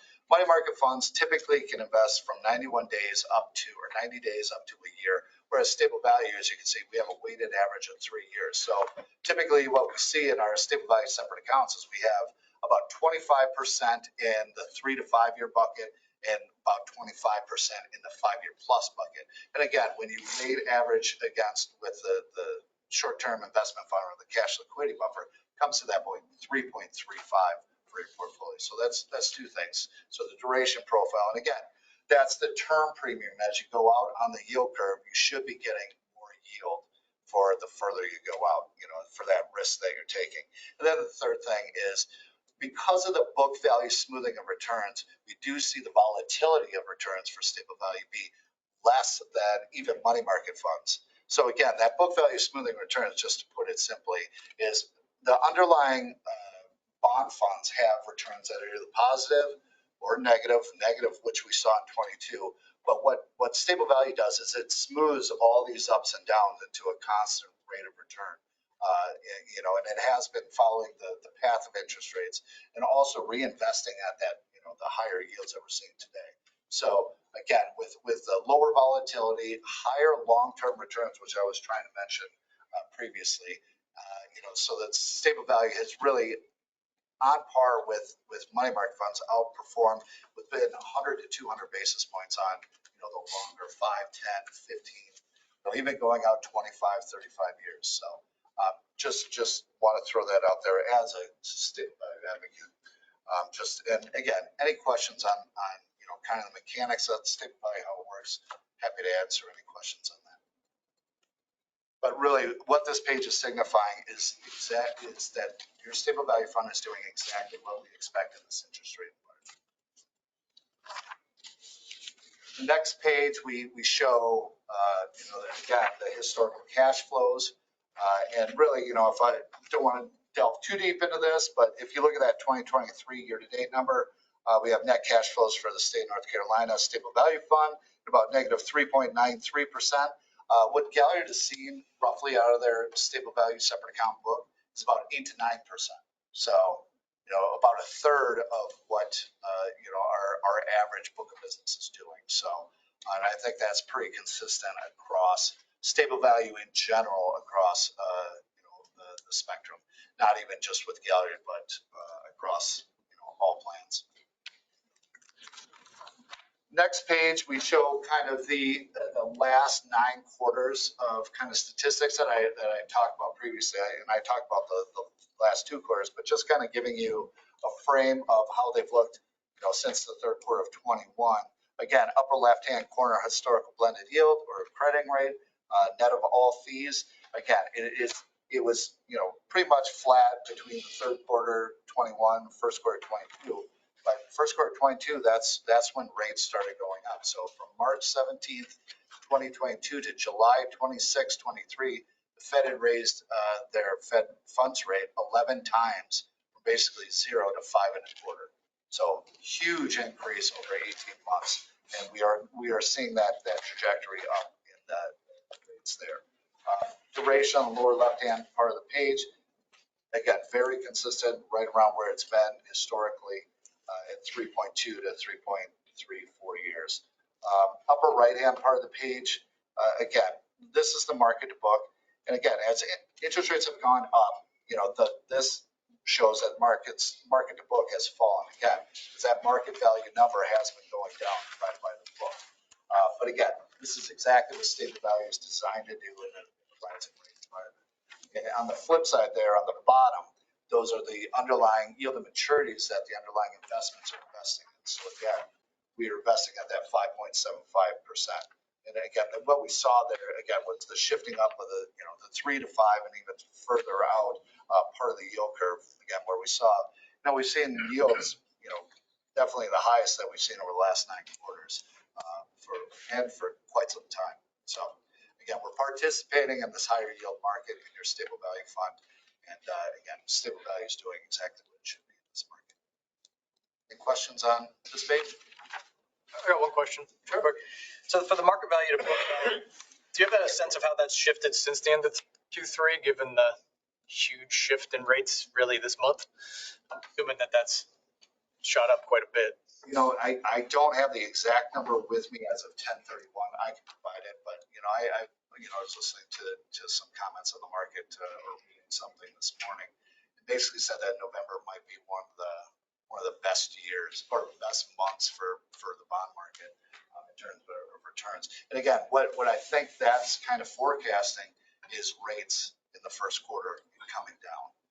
And I think the bond market's trying to get ahead of that, and we are seeing higher returns in the bond market. So again, what that means to the market book, we should see that shooting up, like you said, and possibly seeing yields come down a little bit. So again, we don't, Galliard as a firm, we don't forecast interest rates. We don't take duration bets. But from what I've seen, heard in the market, that there is an assumption that rates could be going down. It might be going down materially in the first quarter. But then again, not exactly sure. I don't work for the Fed, and I don't claim to know what they're going to do, and I don't think it's either. But that being said, it looks like the market is kind of pricing that in. And I can provide some statistics once I get. I'm just curious. I mean, it was really November. I mean, yeah, October probably wouldn't have much difference, but we got let's say 30th. We got a couple more days, so before we get the data back for. Yeah, just a pretty significant shift. Well, hopefully in our meeting in February, I'll have some better numbers for you there. Okay, next page, page 12. Really, all I want to say on this page is again, on May 31st, 2023, we moved from the MetLife insurance company separate account to a Met Tower synthetic security-backed GIC. And again, consistent with all your other wraps in your portfolio, consistent allocation among each, no changes in the financial strength ratings of any of your wrap providers. And those ratings haven't changed in years. And also, the wrap fees have still remained consistent at the low of 15 basis points from what we've seen from our approved 10 issuers. So good news there, and everything, again, like I said, with that move from MetLife to Met Tower, it went very smoothly, and issues there. Again, that happened in May. Skipping ahead a little bit, maybe turning to page 16, looking at fees.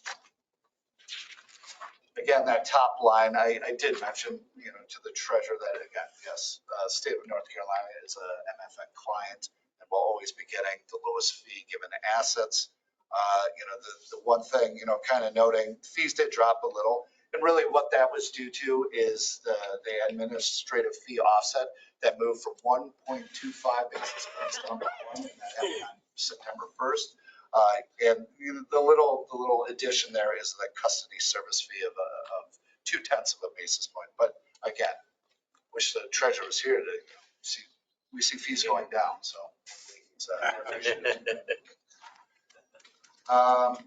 In the matter of time, just flipping ahead to page 19, This kind of gives us a snapshot of, kind of what's under the hood of the stable value fund. Manager allocation, as I mentioned, 50% is managed externally between Dodge and Cox, TCW, Jennison, Payne Rigel, and Prudential Investment Management, and roughly 50% with Galliard, with that small stiff liquidity buffer. And again, that liquidity buffer is used to handle daily participants' trades in and out of the account so that we don't have to sell any of the securities underneath the wraps. And if we look at kind of the underlying fixed income sector allocation, in terms of how Galliard sees it, corporate spreads have looked fairly valued currently, and we as a firm have been trimming some names while opportunistically adding to others, focusing really on the short to intermediate part of the yield curve, 3 to 7 years. Taxable municipals have performed pretty well in 2023, but we now believe it's a little bit rich relative to other spread sectors. So we're likely reducing at the margin in this sector in favor of more attractive opportunities. Agency mortgage-backed securities have reacted positively to the market perception that rates have likely peaked. Long-term outlooks do look good, but demand has been a little bit challenging there. Again, here we do continue to emphasize high-quality agency mortgage-backed securities and U.S. government guaranteed markets. And where we have been adding just a little bit to as high-quality AAA asset-backed securities to really enhance yield at the short end of the curve as the spreads do remain attractive there. We are comfortable with our commercial mortgage-backed security positioning and our activity here has slowed a bit. If we turn to the next page, we see the market value performance of the funds make up the stable value fund. And really, the overall themes of the third quarter performance, all managers outside of TCW have provided excess returns, before fees, for the quarter and other long-term periods. Really, the goal for Galliard's investments and what we expect from the external managers is returns that are 40 to 60 basis points above their benchmark over, the 1, 3, 5, 10, inception returns. And we've seen that pretty much, across the board. In terms of kind of attribution for the managers for the quarter, additive to performance for the quarter, again, was overweight to non-treasury sectors, with asset-backed securities and commercial mortgage-backed securities performing particularly well as the market perception that rates have peaked. As I mentioned, being shorter duration than the benchmark was additive because, as I mentioned, 3, 5, and out on the yield curve did go up. So when interest rates go up, bond prices go down. So being shorter, where they saw a little bit of steepening on that inverted part of the yield curve, was additive to performance. Overweight to corporate securities was beneficial among these managers. Overweight to agency residential mortgage-backed securities was a detractor. And again, this is due to higher interest rates, the continued interest rate volatility, the kind of the steepening of the yield curve was a little less inverted, as I mentioned, from the second quarter. But most importantly, it's kind of a lack of demand there. And really, speaking of TCW in particular, what affected them was specifically being longer duration than the benchmark. And I believe they were about 4.17 years versus the benchmark's 3.7 years. So really, and again, they had an overweight to agency residential mortgage-backed securities was also a drag. So again, while the returns underperformed the benchmark for TCW, it was really pronounced more in this quarter than really, year-to-date 1-year periods. Again, by 10, 15 basis points. So we don't have concerns with TCW's performance. It's just, them being a little bit longer than the benchmark was a detractor for them as the yield curve kind of shifted up in that intermediate duration space. So with that, that's about all I had, unless there's any other questions I can help with. Questions? The new guy, right? All right. Yeah, the CMBS and ABS portion. What's exposure to like CLOs? No CLOs. Okay. Again, the thought of for stable value is high quality, And the ultimate goal is principal preservation. So we're not taking risks. Again, the weighted average quality of the portfolio of all those managers is AA. We think that we have a modest 40 to 60 basis points outperformance. We're not investing in high yield. We're not investing in emerging market debt. We're not investing, or even taking duration that's going so far out of the benchmark. So again, we are focused on, bottom up bond picking, specifically with Galliard, bottom up bond picking where we can find, that relative value where the opportunity arises among the high quality fixed sectors. And in the CMBS sector, any concerns about about occupancy rates? Yeah, it's challenging. It's challenging. Like I said, where Galliard is coming from now, we felt that, the exposure we've had, we're comfortable with. We're not going to be adding too much more activity there at this point, as kind of the valuations don't present themselves as attractive as other options. But yeah, it definitely is a concern. I work remotely out of Chicago, downtown Chicago. I visited, other consulting firms, other clients, and it's eye opening. The difference from when I work downtown versus but then again, it's a matter of also, from the corporate perspective, what's the productivity of the employees, and are they happier? Do they want to stay? So it's definitely something that's changed from, I think, an employer perspective since the pandemic. But, who knows? Maybe they'll convert them to condos. Makes sense. Any other questions I can help with? All right. Well, thank you very much. And as always, please feel free to reach out with any questions. Thank you.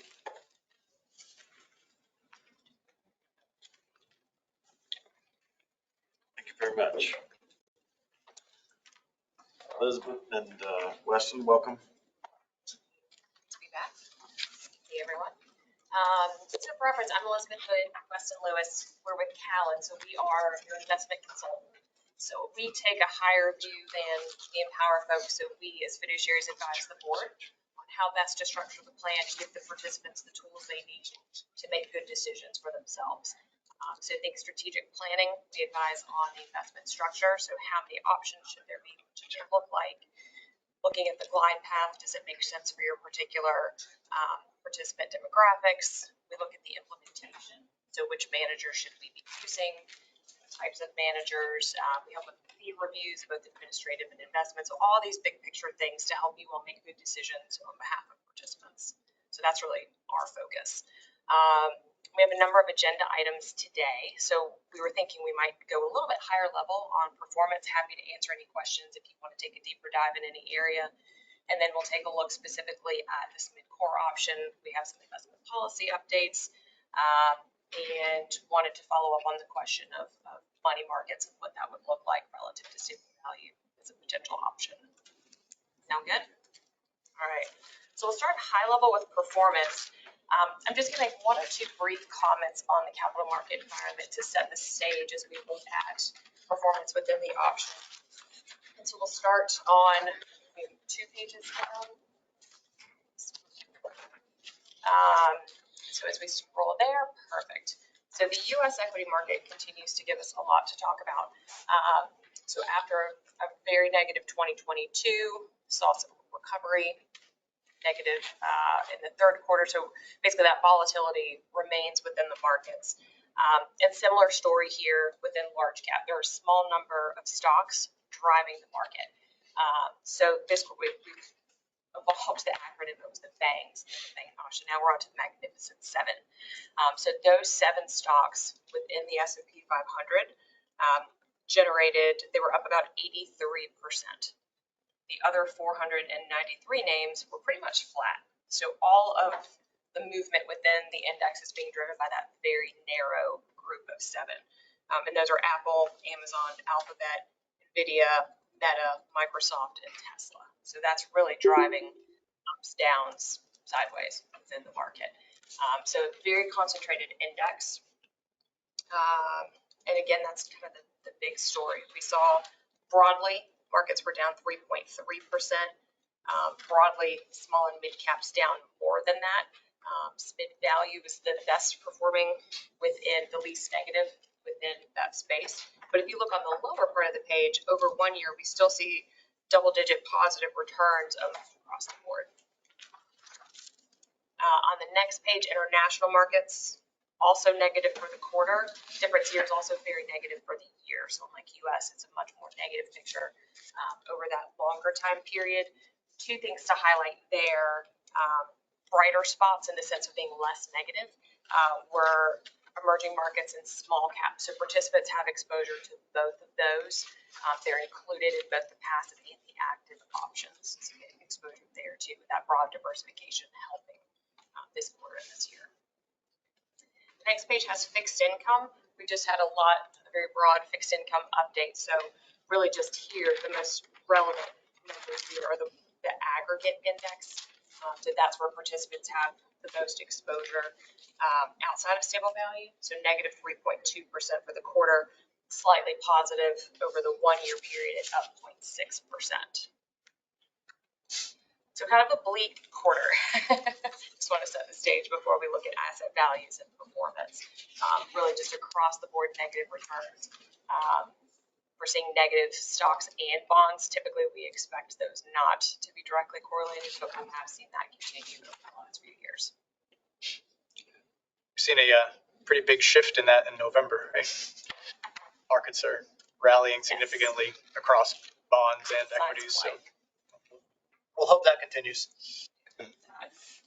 Santa Claus rally. So moving ahead to page 5. So based on that environment, not surprising, one more page, sorry. There we go. So not surprising, we did see a decrease in asset value within the plan, primarily due to investment losses of about $478 million. Again, when all asset classes are negative, there's no nowhere to hide. And also modest outflows of about 18 million. And this also shows us, it gives us a view of the structure of the plan. So as a reminder, we offer participants what we call an active passive mirror. So in every major asset class, participants who want to build their own portfolio can make a choice to either buy the active option or the passive option as they see fit. Those who don't want to make a choice can go into Goldmaker, and Goldmaker will do it for them and make those allocations. So this is kind of the view of what participants see. Underneath that, within the active options, these are all multi-manager white label options. So participants see that high level, and then we work with you all, and you all as a board make decisions on what happens underneath those options. So the next 2 pages, page 6, or I guess the 1 page. So this gives us a view. Again, this is what the participants are seeing. So the top half of the page shows the passive options.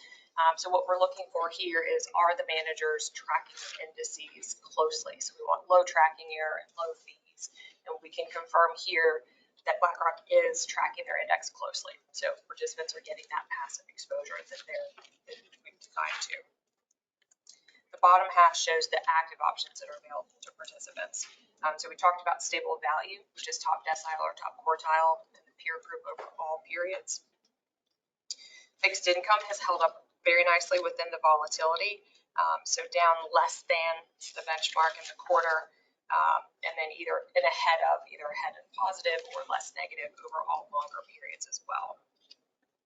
A little bit of a challenge for large cap. Again, we talked about how narrow the index is and how much that's driving. So any manager who's more diversified is going to have a little bit of a challenge there.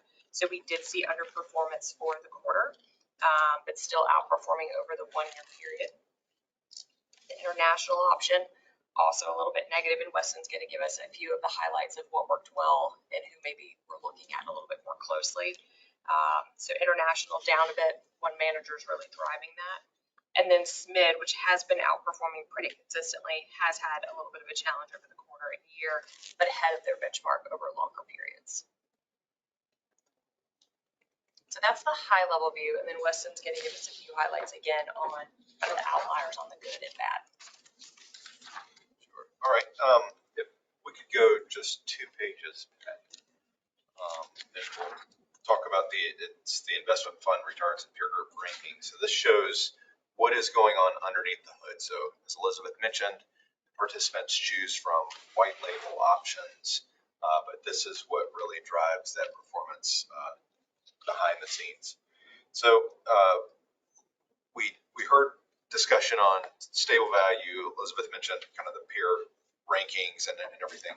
Really, the drivers of stable value return are what Paul mentioned, that market to book and the crediting rate. Those are the two key metrics. And so the perspective that we can give is how does that rank versus other peers? So as you look at the market to book, where Galliard stood at the end of the quarter, they are above the median. So that market to book, arguably being predictive of future returns. The market to book is a little bit more favorable than other stable value separate account peers. And then the crediting rate is close to the top third. So they, more favorable crediting rate would ultimately come back to participants in terms of what their yield is. So then maybe just going down here on the fixed income, I'm going to highlight, I actually have a good quote. A lot of my best quotes come from clients, actually. But a good quote from a client is that if all your managers are doing well at the same time, you probably don't have diversification. So there are some things in here that look really good, and then some things where they don't look so good. So we'll point out, maybe just a couple of the good things first, and then we'll come back and talk about what we're discussing with staff and what we're, maybe a little bit more concerned about. But just pointing out the good here, you see that Prudential Core Plus. If we were to look at them a year ago, we would have seen more or less favorable rankings, performance behind the index. Just as of the last 2 or 3 quarters, they have rebounded significantly, and more favorable rankings relative to peers, and also better performance relative to the index.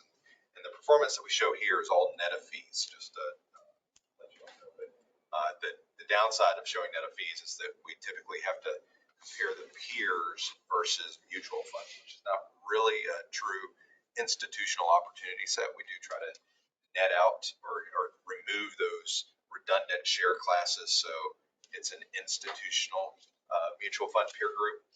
But that just wanted to remind you all of that when we show the peer group rankings, it is mutual funds. So then moving down, continuing with the good, similar story for Hotchkiss and Wiley. It was more prior to 2022, performance was underwhelming. You all as a board were patient and recognized that that was not a good period prior to 2022, zero interest rates for Hotchkiss and Wiley.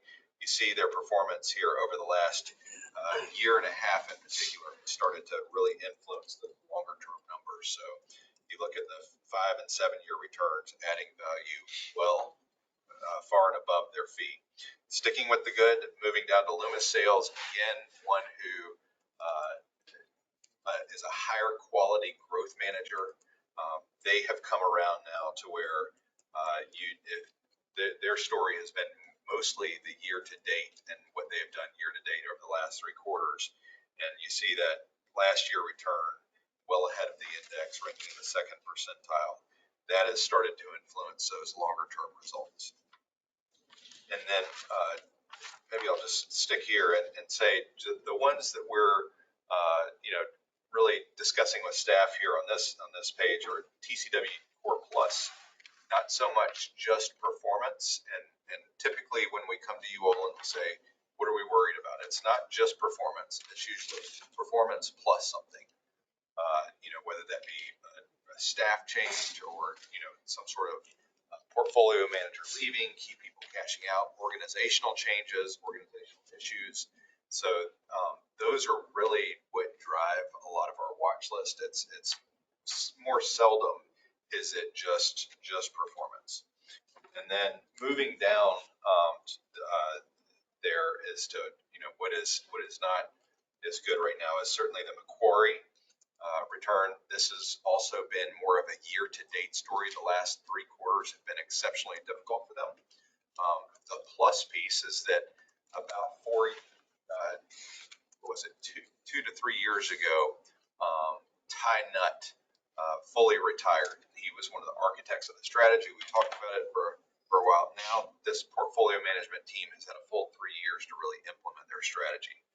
There's been somewhat poor execution on Macquarie's part. So one of the things that we're discussing with staff is, just given where they are, they also lost some assets. That seems to be,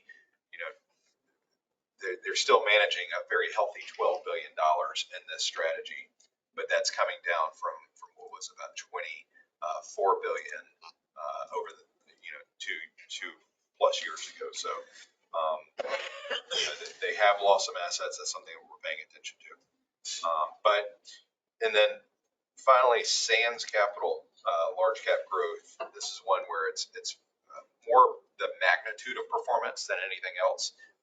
This type of environment for Sands, especially in 2022, was one where you would absolutely expect for them to underperform, just given their dynamics and how they pick stocks. Year to date, 2023, they are in line to outpace the benchmark, but they need to do a little bit better in terms of getting back some of that underperformance that challenged them in 2022. I will also go to page 10 and just point out that one more good feature is this Mondrian here. This is one, pulled them off the watch list last quarter, I believe, maybe the quarter before. And, you see the performance there certainly has rebounded, has come into favor. This is meant to be an offset to your more growth style manager, Bailey Gifford. So it is good to see one zigging while the other is zagging. So that is what it is designed to do, is dampen some of that relative performance volatility that participants would otherwise see if they were picking the individual. One of the things there in that small mid-cap equity fund that we'll talk about is later on in the agenda is there was a value, there was a growth, and there was a core manager that was active within this auction. So we'll talk about what we're recommending going forward for this small mid-cap equity fund. Currently, the value exposure is sitting in a passive index. So index strategy, it's a separate account. So I can't say a fund there. And then the final two pieces, so this will certainly make sense if we talk about the policy statement, the changes being recommended there, but I will go forward to page 15. This shows more of Callan's watch list, looking at several different criteria. So, when I say watch list, this is our way of saying, all right, people, process, philosophy, the organization. What are the things that you all can quickly gravitate to and understand? All right, what's a concern and what is not? So I mentioned Macquarie, large cap value. This is one where there have been some retirements. July 2023 retirement of a senior portfolio manager Bob Bogle, and then the retirement of Ty Nutt about 4 years ago. So this is one of the things that we're monitoring is how the team is really kind of absorbing that retirement and some of the decisions that they're making. I mentioned Sands, that maybe is less of a qualitative story and more of just the magnitude of performance. And then finally on page 17, the TCW Core Plus. This is probably one of the more important ones on the qualitative side, in that back in 2010, TCW merged with MetWest. And what a lot of folks, you all in particular, bought when you went into this fixed income strategy was more of that MetWest team. They had the better track record. They had in our opinion, the better process, philosophy, and better performance. So now, as we look at where the strategy is today, there were some announcements there towards the end of the quarter, and that Laird Landeman would be retiring at the end of 2023. I don't know his age. And then co-CIO and also a generalist portfolio manager, Steve Kane, he would be retiring at the end of 2024. What's significant is that a lot of that MetWest team that I mentioned is no longer around. So those were the key architects. And so we're just, this is one of the things that we're discussing with staff is maybe potentially we might want to consider watch, we might not want to consider watch. This is something that, to the extent that they do go on a watch list, we'll have a memo for you all, the board, recognizing the reasons why you would want to put them on a more formal watch list. But those are the things being discussed with staff. But just kind of we mentioned we would keep it high level on performance. Some good news, some not so good news, but that really is what we had to share about performance. Any questions before we move to some of the other items on the agenda? No question. All right.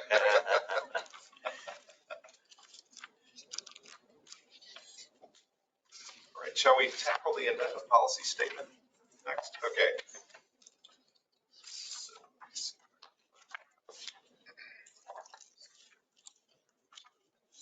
There. Okay, for the investment policy statement,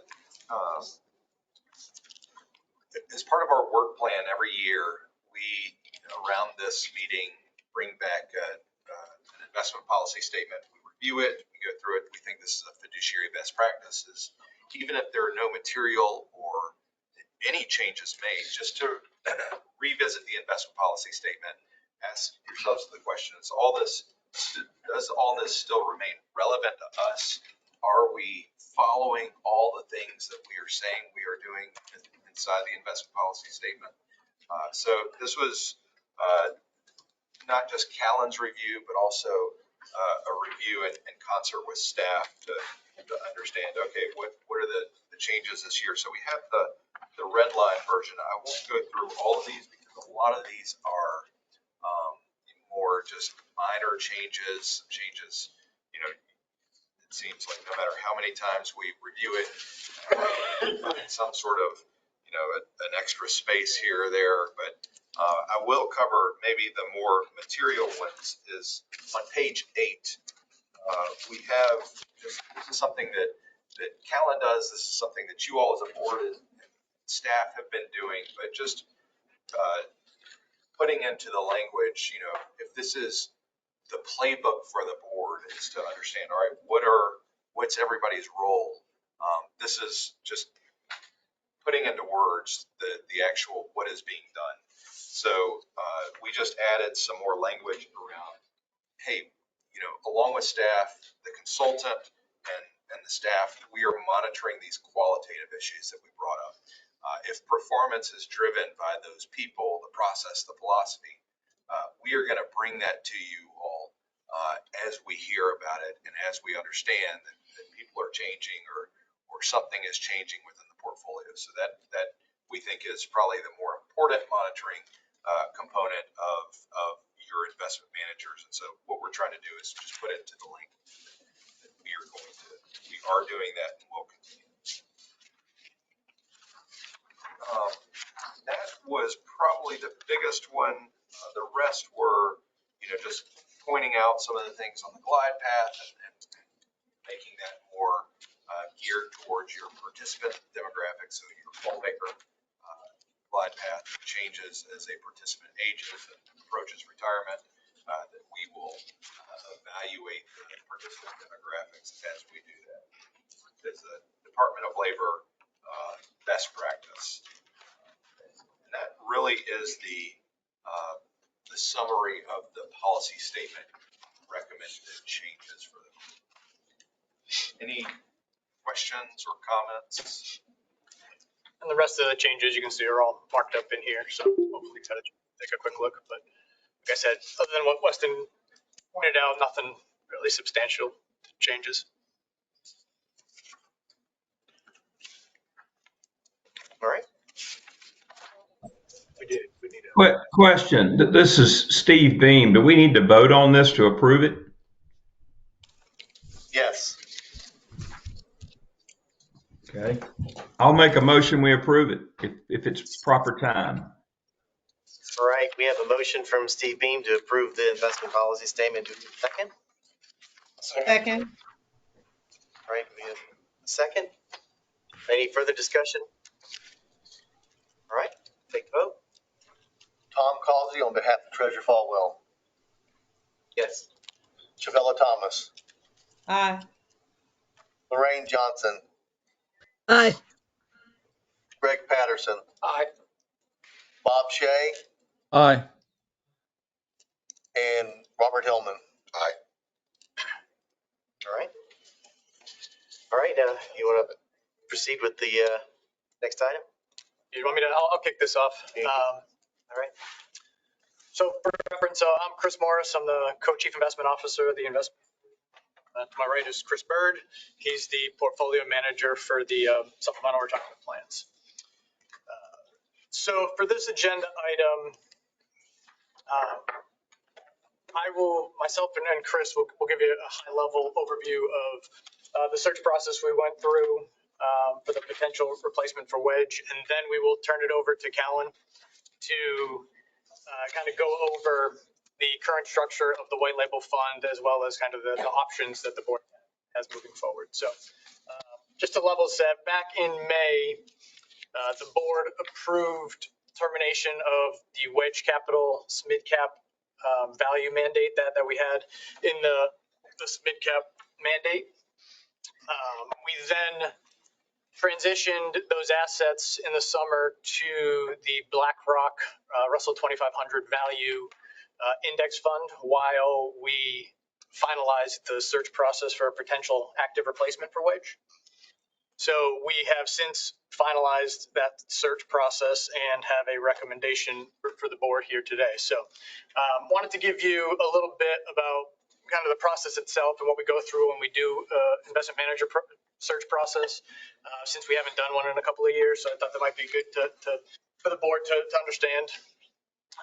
And then I'll turn it over to Chris to do a little bit more detail on the recommended manager, Alliance Bernstein, and why we think they're the right fit for the Wedge replacement.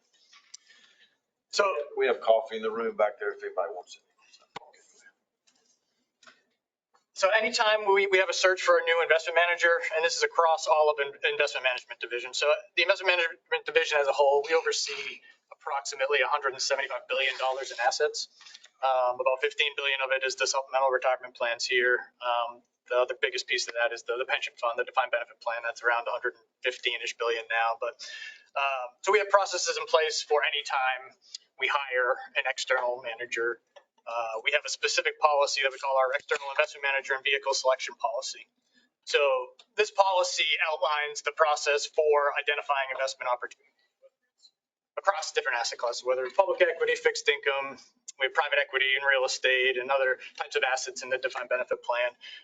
So this policy really outlines how we go about doing that process to make sure we're consistent across the board with how we're sourcing and how we're hiring investment managers and certain investment vehicles. So the policy itself, like I said, it outlines how we identify the investment opportunities. It outlines the intensive due diligence that follows, which really focuses on organization, people, process, and philosophy of a firm, kind of similar to what Weston was just talking about, along with many other considerations. And then outlines both the internal approval process as well as any other approvals that we need to get to finalize the selection. That includes a detailed investment recommendation memo. It includes kind of the legal review and negotiations and the process we follow for that, along with kind of external compliance review that we have. The policy itself, it's located on a website if folks want to see it, or we can obviously share it separately with the board if they want to actually see the specifics around the policy. So in terms of this specific search, so IMD staff work closely with Callan. We utilize Callan in a number of ways, as they pointed out earlier.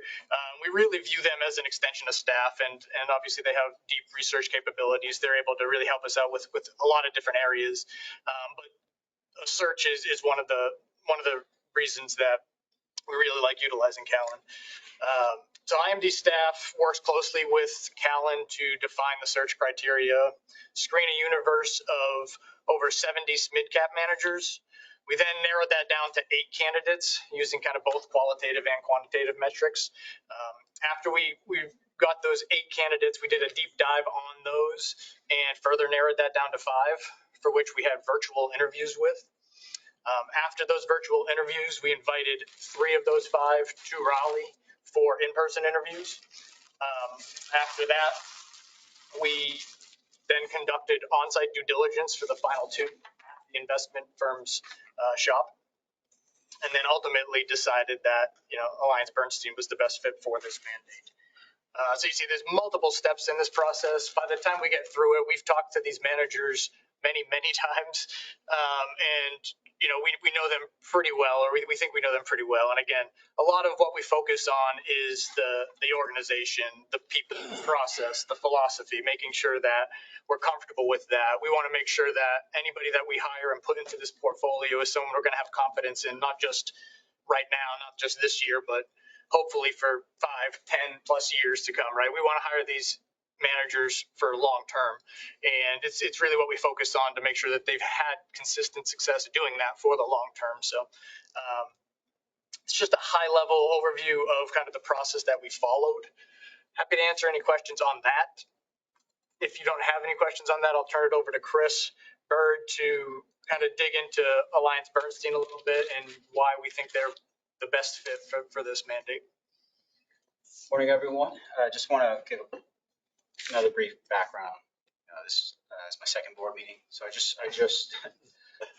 joined back in late July. I came from CapTrust Advisors. Before that, been in the industry for about 10 years. So the first half of my career I was a financial advisor at Merrill Lynch, and then my second half I was more of a portfolio manager analyst with CapTrust. And just with my years of experience there, kind of comparing the level of engagement, scrutiny, and leverage that IMD is able to utilize to monitor these managers it's best in class. I know when I was previous years as an advisor, when I had clients and we were constructing a portfolio, I was just looking at mutual funds on websites and seeing what the best, cheapest option is, best strategy.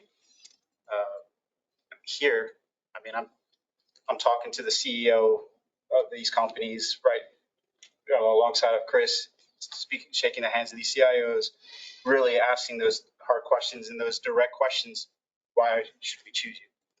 So for me, it's been an amazing experience so far. Even though I haven't been here for more than a year, of how well we really do value what is in these portfolios and how we design them. So I just wanted to kind of share that before I transition to talking some of the high level points with the firm that we visited that we're recommending. So Alliance Bernstein was formed in 2000. They were a merger of 2 firms, Alliance Capital and Bernstein. Alliance Capital was founded in 1971, Bernstein 1967. But that combination of firms specialize in growth and value equities, fixed income and tax exempt fixed income strategies. As of last year, they're now headquartered in Nashville. They were previously headquartered in New York, but the firm they have over 4,500 employees, 1,000 investment professionals, and at the firm level, they oversee or manage 660 billion in assets. The strategy that we are recommending, this mid-cap value strategy, started in 2001. It's led by the CIO, James McGregor, and who's been there for about 25 years, has over 30 years of experience in the industry, and Eric Derntalk, who's been with AD about 24 years, has roughly around 27 years experience.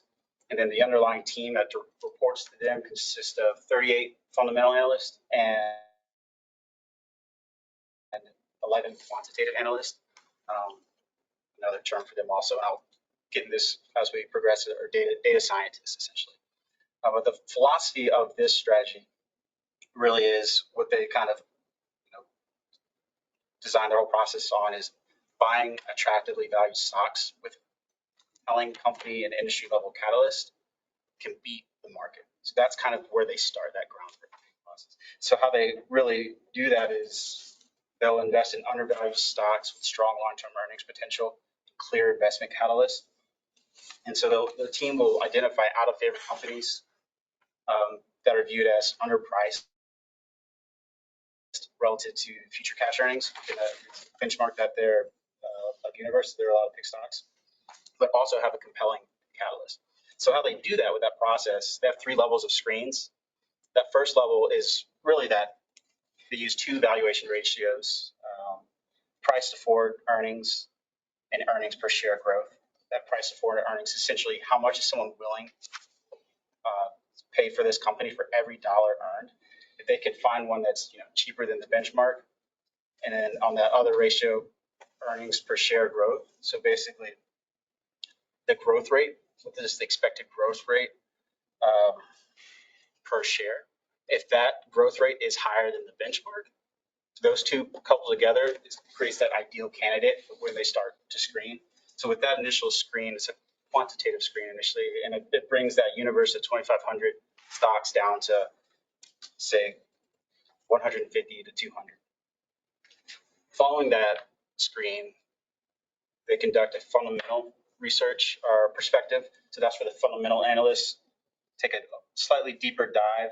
They try and identify, and they use catalysts in particular sectors that have led to success for historically other companies. And then they use those catalysts and they identify attractive companies that could potentially have those catalysts. That initial kind of fundamental research will bring the universe down to probably around, let's see what I have here, 100 to, about 65 to 100. I wanted to emphasize what I mean by catalyst. So an example, if you can think of when I say the word catalyst, what they explained to us was maybe there's a new management team or stock that they're evaluating, or a regulatory change that affects a sector, or a new product launch. So just kind of think that in mind, that it's kind of the catalyst that they go off of.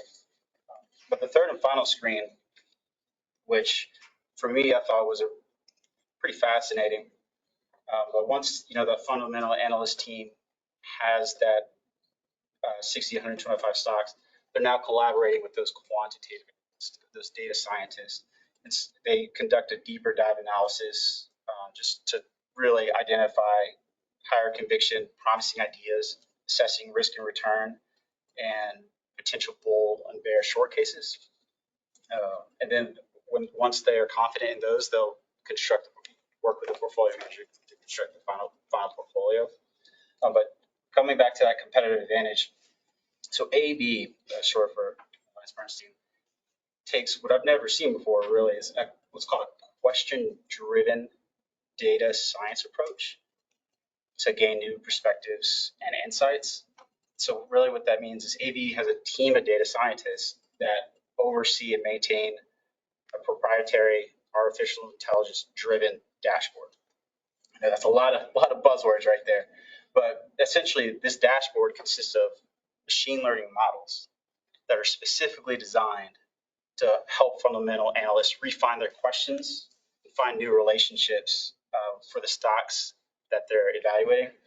To give you an example, really what that means is, let's say you have a fundamental analyst covering the car industry, and they're trying to figure out which car buyers, or how much car buyers actually like these new models that are coming out. Traditionally, they'll sit on calls to hear the CEOs talk about earnings and whatnot. But that mosaic part that AB is able to capture, they're able to work with data scientists that can have a machine learning model that can read over thousands of different car reviews. And they can identify patterns of what particular items someone likes about a car and how that could relate to, a better investment decision to, lead to better outcomes for clients. Another example say an analyst, is in the retail industry. They're trying to figure out what retail company is designed to be successful over the next coming time frame. So they can work with data scientists that can aggregate web traffic data, that can see consumer behavior change, as well as consumer consumption over a certain time period to identify which companies have the best chance of being a winner or loser during that time period. So for me, that is a competitive advantage I haven't seen really when we were interviewing with other managers, and even some of the existing managers have just that complexity, robustness, and infrastructure around data science, how it supports these fundamental analysts at the core the core part of their philosophy. And then the last three things I'll talk about: high level risk management, expected performance, and investment management. So for the risk management, again, they're working, with that data science team, but they're evaluating fundamental risk, portfolio risk, earnings forecast scenarios, concentration risk. So whether it be industry risk, country or market risk, that data, the life of the stocks in the portfolio. Mind muting your phone, please? Thank you.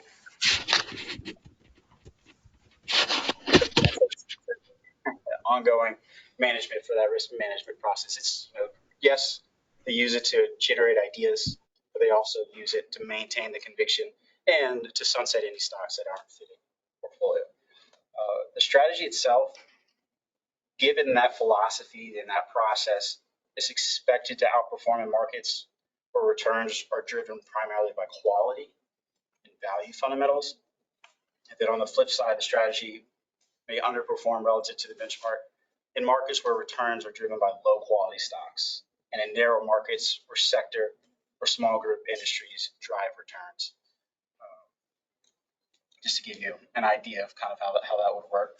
The investment management fee AllianceBernstein is offering is a fee of 42 basis points or 0.42%.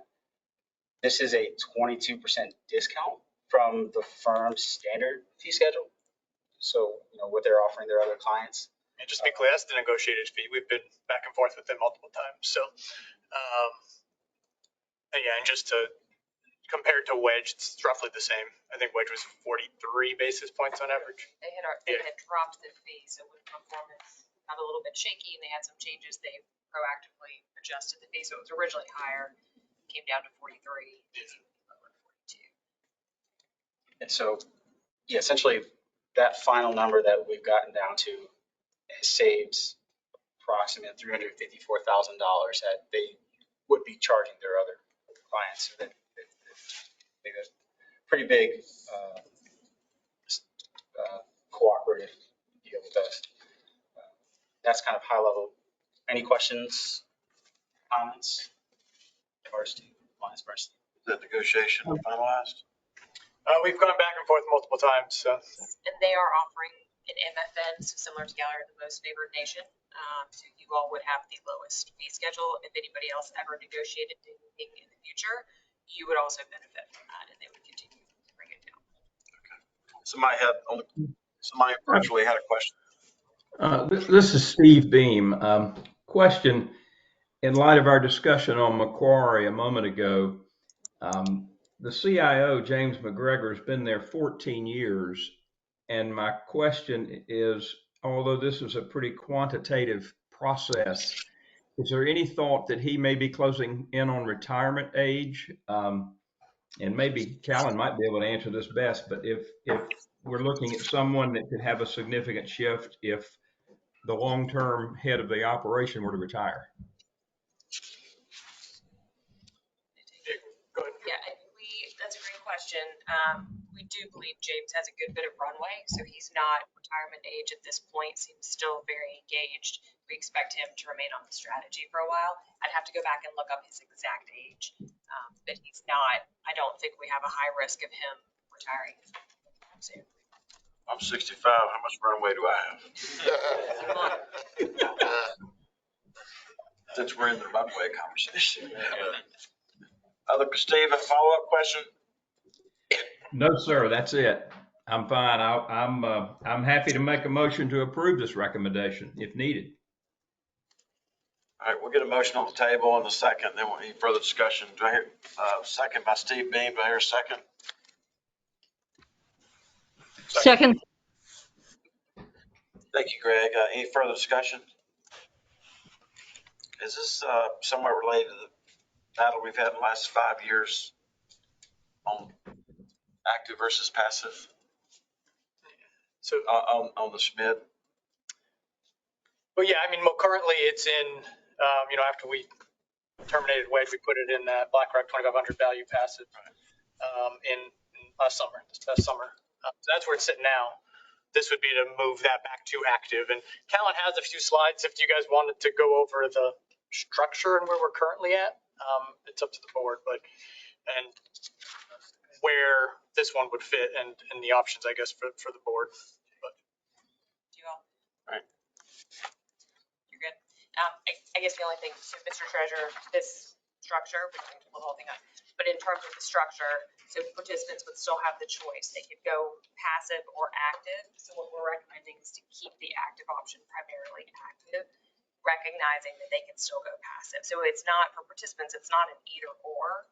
It's just being really clear so that they can have that transparency of what they're investing in. Okay.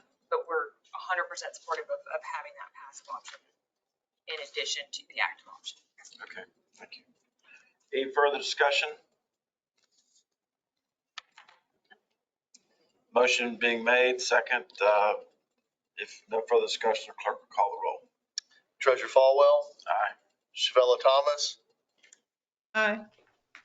Lorraine Johnson, Aye. James Lumsden, Aye. Bob Shea, Aye. and Robert Hillman. Aye. Thank you, Chris and Chris. There's Junior here.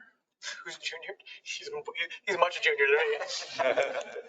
Like in a decade on him, I'm sure. So in terms of next steps, just to wrap it up, we will be working on finalizing contract negotiations and legal and finalize our internal process. And then we will be transitioning those assets to Alliance Bernstein, assuming contract negotiations are fine.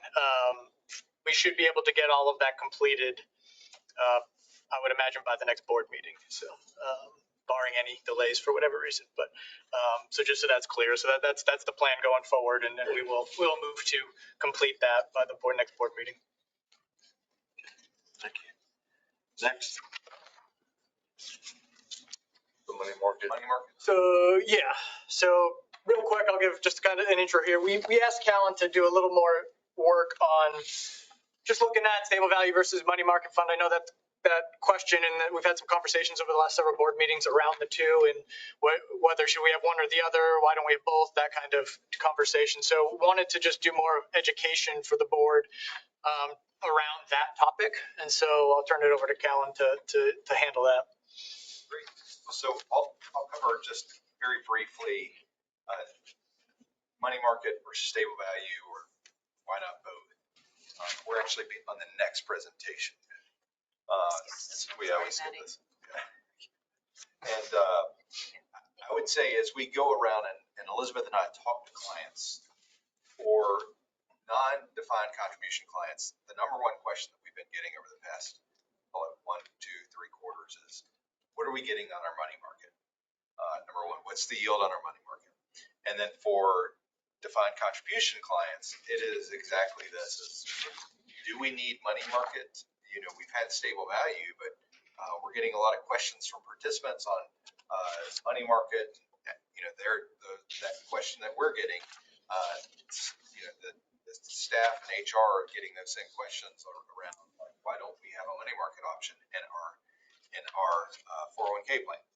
So we thought we'd back up and say, all right, as you all are offering a menu to your participants, what are the objectives of this option? There are really kind of 3 objectives here. The first being, as you think about the Department of Labor and the duty to diversify, we're in a defined contribution plan. It's really three things: is offering a capital preservation, which is usually either money market or stable value, an income option, which is usually bonds, and then a capital growth option, which is usually equity, right? So if you have those three things, per the Department of Labor, you have offered sufficient diversification. So the whole role of this option is to preserve capital. There are some secondary goals too, though. Number one, you have to have liquidity. You need daily ins and outs for participants in a defined contribution plan. So that is what you're going for. And then this kind of tertiary, objective is to give, to the extent that you have this safe, capital preservation option, is give them something that will help them preserve that purchasing power. And this is where, while money markets have done so exceptionally well over the past 3 to 4 quarters, this is one where if you looked throughout the history of money markets tend to do a poor job of preserving that purchasing power. So if you are a participant and you are trying to compound your retirement dollars, it's something that will help you generate sufficient retirement income in retirement. Money markets are typically a poor way to do that. So that is why we tend to favor stable value over money markets. So those are the kind of three things. On page 2, we have what we call our Callan DC index. And the DC index is over 100 plans where we have information on flows, information on how participants allocate dollars. And so these are some stats pulled from our Callan Defined Contribution Index. So the top chart on the right shows both the prevalence and the typical allocation of stable value. So over 70% of plans offer a stable value option. And when that stable value option is offered, the allocation to among participants is around 11%. Money markets are not unpopular. I will say there are some plans that offer both, and we'll talk about that. But there are about 52% of plans, a little over 52% of plans that offer a money market option, and when they offer it, about 4% is the allocation among participants. So, one of the considerations of stable value and why that number on the previous page was not 100% is stable value. You're trading some complexity. You are effectively investing in some of those longer duration, longer than 1 year duration type securities. An insurer is wrapping it so that you can have that stable $1 NAV that you show to participants and they can transact in and out. And that complexity is why some plans look at it and say, you know what, we just want to go with the very simple option. So that is why, money market is not an unpopular option and why stable value is really not the sole option here. On page 3, we talk about some of the merits and considerations of money market funds. I would just say, I'm not going to go through all of these, but I did point out that this is generally a poor investment option for a long-term investor seeking returns to grow their retirement fund assets. So it increases what we call that potential for shortfall risk. Did I save enough throughout my many years of working and saving away to where I can retire with a reasonable amount of income? And so if you are a 30-year-old participant and you've got a pretty good time horizon in front of you, you do not want participants shelling away money into a money market fund, especially given the last decade that we've seen where it's been effectively 0% is what they've earned. So that is just one key consideration. Some of the benefits, though, as I mentioned, relative to stable value, there are no limitations on exiting money market fund. There are some gates that came up as a result of the global financial crisis that really kind of caused for money market funds to be more strict in what types of securities they can offer. As a result, that has caused yields to go down over time. And really, actually for another client that has a money market allocation, one of their frustrations is, why can't my managers keep up with this 3-month demon?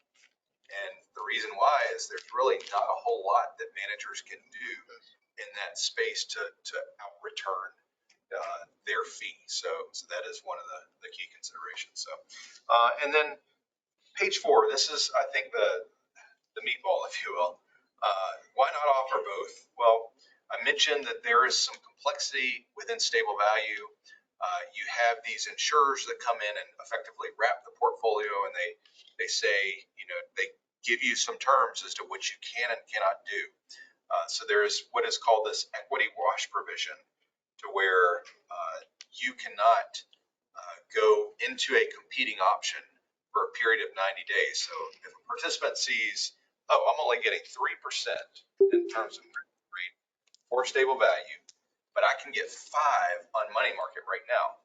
Well, they have to wait 90 days before they transact out of that stable value fund and go into the money market fund. So what typically happens is participants make that first decision and then they forget about it, and then they don't do anything. Or they go into an equity fund, or they go into something else, and then they come back later on and they realize, oh shoot, I didn't make that change that I wanted to make. And I think one of my other clients here that was evaluating this just a few days ago made the comment that is exactly the type of behavior that we want to discourage within our plan, is those decisions that are the next 30 to 90 days. And so as you look at money market performance relative to stable value, and this is on page 8, but this is one of the things, this is why we favor stable value. So if you look at the yellow line or goldenrod, whatever the color is, at the very top, that is what the stable value separate account. So that is the crediting rate over time, and effectively the return, the 1-year return over time. And how does that compare versus money market? Well, money market is the very bottom line throughout. So you will see some periods where money markets come back up, but you see that long decade of where it was effectively 0, then it bumped back up for a little bit, then we had COVID, and then it goes back down to 0. And then we've seen this monumental shift in terms of Fed's response to inflation. Money market and Fed funds rates effectively went back up. We are waiting for those crediting rates to rebound, but we think that in time, these crediting rates will ultimately again eclipse what you're getting for a money market fund, but it is a very short blip in what has been more consistent 20-year period of stable value outperforming money market. But don't want this to be about just trashing money market, or it is a consideration that a lot of defined contribution plan sponsors and plans are thinking about. But ultimately, at the end of the day, we think offering a single capital preservation option is the most appropriate for a number of reasons. And to the extent that you are going to offer a single capital preservation option, we believe that stable value still represents the best of what's out there. Any questions? We spent a good bit of time this morning defending stable value, comparing stable value to money market, and I get it, I understand it. But think about the amount of time we spent on this, the challenge, and I don't have a solution. How do you take that information to the DOT highway worker? How do you take it to the kindergarten teacher when all they see is 3% and 5%? That's how do you communicate what we spent 30 to 45 minutes talking about in a 30-second snippet to a participant? Yeah. if that is a challenge, I think anything, communicating anything from the investment venue to the average participant is a challenge, right? It's our day jobs, it's easy for us, it's complicated stuff. I think the focus is, hey, we're thinking about your retirement for the long term. You're not retiring in 30 or 90 days. We expect you to live a lot longer than that. So we want to take a longer view. And over time, this is the better investment that's going to generate the higher return. Even if for a quarter here, 90 days there, the same thing, 90 days, a year, money market might seem higher for a short period of time. But between now and your retirement and through retirement, we expect better returns and more consistent returns and more predictable returns from stable value. So that's why we have it in there. I think that would make sense for us. Yeah, maybe one of the key words I just heard that you can promote, staff, of course, that deem it appropriate is predictable. Because the money market could be Right. up and down, and we're always looking at rates, but that is wrap contract. Well, I wouldn't say wrap contract to the teacher. Yep. That's what gives it that stability. I couldn't explain it in 30 seconds, so I'm not suggesting anything I can do myself. But this graph does a pretty good job of it. Yeah. I think another thing you said that was important is that you're trying to preserve buying value and grow buying value. And it's pretty clear to everybody that money is inflated away over time. That's something everyone understands as they go to the grocery store. So, whatever is more stable, whatever provides higher returns, protects buying power, should be easily communicated, I would think. I'd say anecdotally, when I was an advisor, speaking with clients about money market funds, it's really one of the good fits for money market funds is for your emergency savings, right? Like your savings accounts at banks usually don't yield that much. Those money market funds can be alternatives, that money that you're saving to buy a house or saving something in the short term versus, like retirement savings.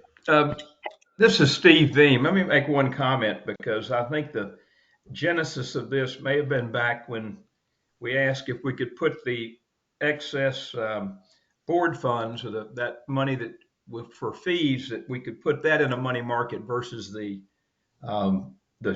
stable value fund. And I think the answer to that from Reed was we really couldn't do that. But it's been an interesting discussion about this, and I don't have a problem with the stable value fund staying as is. But I think that was where this started, this whole discussion, I believe.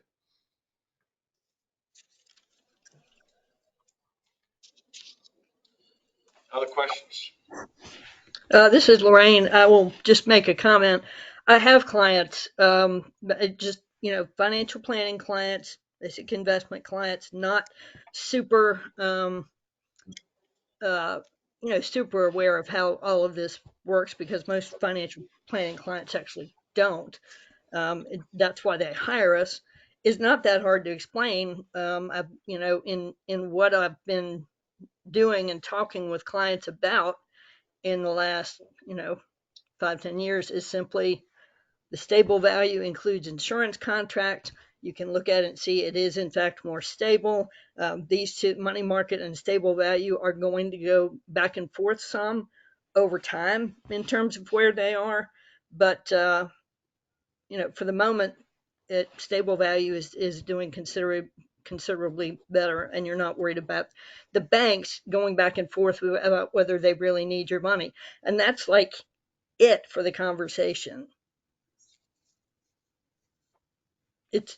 I just haven't had difficulty in communicating in it, so I just wanted to throw that out as somebody who works with retail clients. We've been specifically, when we're looking at clients in terms of where their conservative assets are. Do you put them in the IRA? Do you put it in the non-qualified account? Usually, well, I'm not even going to get into why you do one or the other, but for a good while there, the stable value was doing so much better that we were actually overweighting it, and usually in their IRAs because the bank wasn't paying anything and the 401k doesn't. And then it's been, our job to switch some of that if needed. and it's not, I mean, I realize there's a lag in terms of when you want to get out of stable value and when you actually can. But unless you're trying to time the market in a 3-month time period, again, I just have not found it to be a problem. So that's just feedback as an advisor. Thank you. Any other questions or concerns? It's related to that. This is more of a question about, because you touched on this a little earlier. Are you finding that maybe some of your participants are being overly conservative and keeping the money parked in cash versus the bond or equity? Like, so they hear stable value and they say, oh, stable value, my retirement, putting it here, right? And it's earning, 3% versus having it being fully invested, mostly invested in. I would say the majority of clients aren't really moving. So inertia is a very powerful force. Most participants come in, get defaulted into the QDIA, and just let it sit there. And so they're not moving around. They're just staying in Goalmaker or target date fund or whatever that option is. Of those that are moving around, when we see stable value, it tends to be older participants where it's been an option for a long time. Back in the day, it used to be the QDIA for a lot of plans, so they tend to have higher balances at those kinds of levels. It is something we look out for, and looking at the Empower team, I'm sure that's something that they can keep an eye on too, to take a look at who's invested in stable value, how old are they? So are people using it effectively? Are they maybe being too conservative? But holistically, most participants don't move.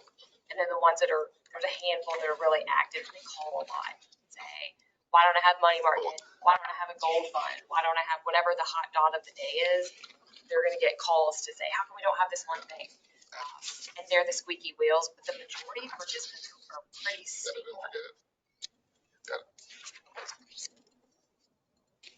This is Lorraine again. I have a question actually that I should have asked earlier probably, but in looking at how much the 65-year-olds have in stable value, and some frustration being voiced in terms of what they're just overweighted in stable value. What I would love to see is 65-year-olds. I would love to see a breakout of the 75-year-olds, because looking at things from a 65-year-old perspective and a 75-year-old perspective are very different. And maybe this is, maybe stable value is overweighted for 65-year-olds, but I'd love to see what it is at 75 and what if we consider it to be high then, because we've just got 65 and up, and 65 and 85 is really different. So I'd love to see the breakout. Is that possible at the next meeting? I think we can get to that level of detail. I'll work with my reporting team on that. Yeah. We'll work together. Yes, ma'am. Yeah, and just to give you an answer now on what it is and Goalmaker. So a participant, like as I said, we want somebody to help us do it, or we want you to do it for me. They go into Goalmaker. Goalmaker sets the allocations. Those allocations change as you approach retirement and enter into retirement. So for somebody who is approximately 70 to 75 years old, the allocation to stable value among Goalmaker is around 20%, about 19-20%. At which age? At 65 or 75? It's age 70 to 75. Okay, great. Because it still helped me, I think, to see it and just be able to look at it easily on the graph. But I understand what you're saying, and I appreciate it.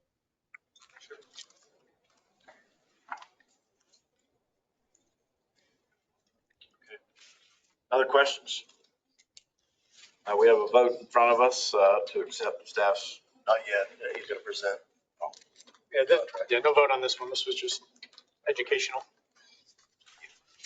Okay.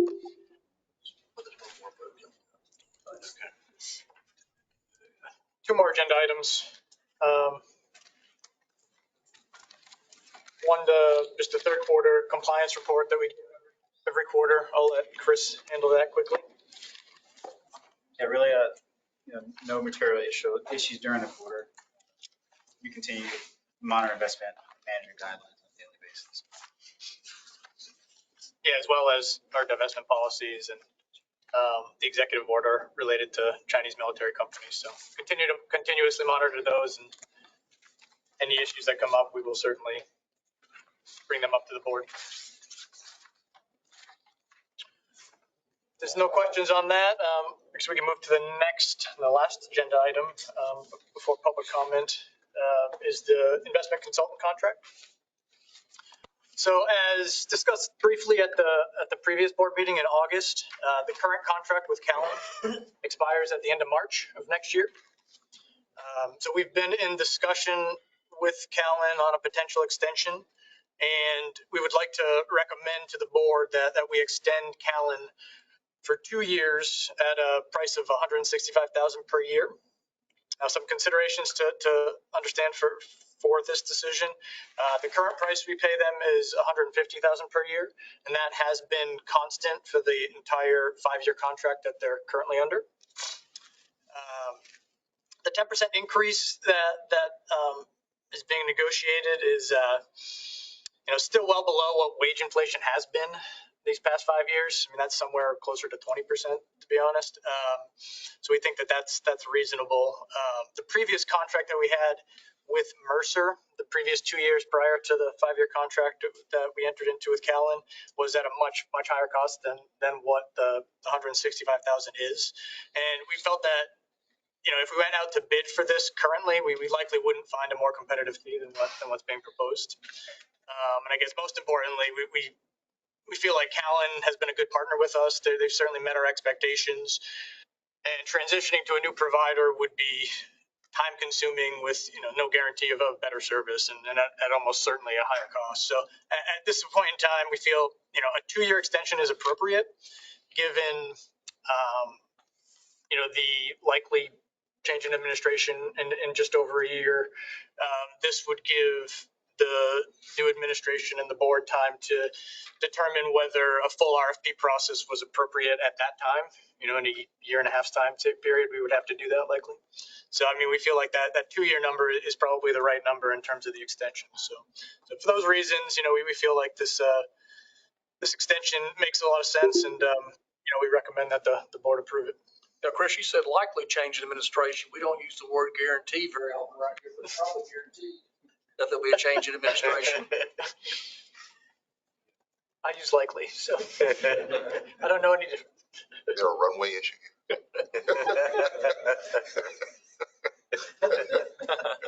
Short runway. I'll make a motion to accept staff's recommendation. Second. So moved. We got it this time, Steve, but we'll give you a chance next time. That's fine. Thank y'all for putting this together. I don't know who is in the back office of Callan, but they're already sending me a email asking me how y'all did. Are y'all that responsive? Did you really did that go up today? Tell us how we did, or what you think. Just as you sat down. Be honest with us. You're doing a flat survey. And to be serious, as I do have a short runway. I only have a few more of these meetings with this board going forward, and it's not time to get into that other than the fact that we have trains to run, and there is going to be a change in administration, and we're trying to be respectful to staff. We're trying to be respectful to people who ride the trains, and we're trying to be respectful to people who are going to come in and be the new conductor. So we think this time frame is a good balance between our customers, our staff, and the next treasurer, and respecting all those equally. So this is not the biggest contract. Obviously, we manage $250 billion, so it's some of these things like Medicare Advantage plans, they have a huge long runway and transitions, but we think this represents the balance that we need. So, we have a motion and a second on the floor. Any further discussion? Hearing none, clerk, call the roll. Treasurer Falwell, Aye. Shavella Thomas, Aye. Lorraine Johnson, Aye. James Lumsden, Aye. Bob Shay, Aye. and Steve Beam. Aye. Thank you all. No one has signed up for public comments, so we'll now hereby deem public comment closed. We'll go around the horn very quickly.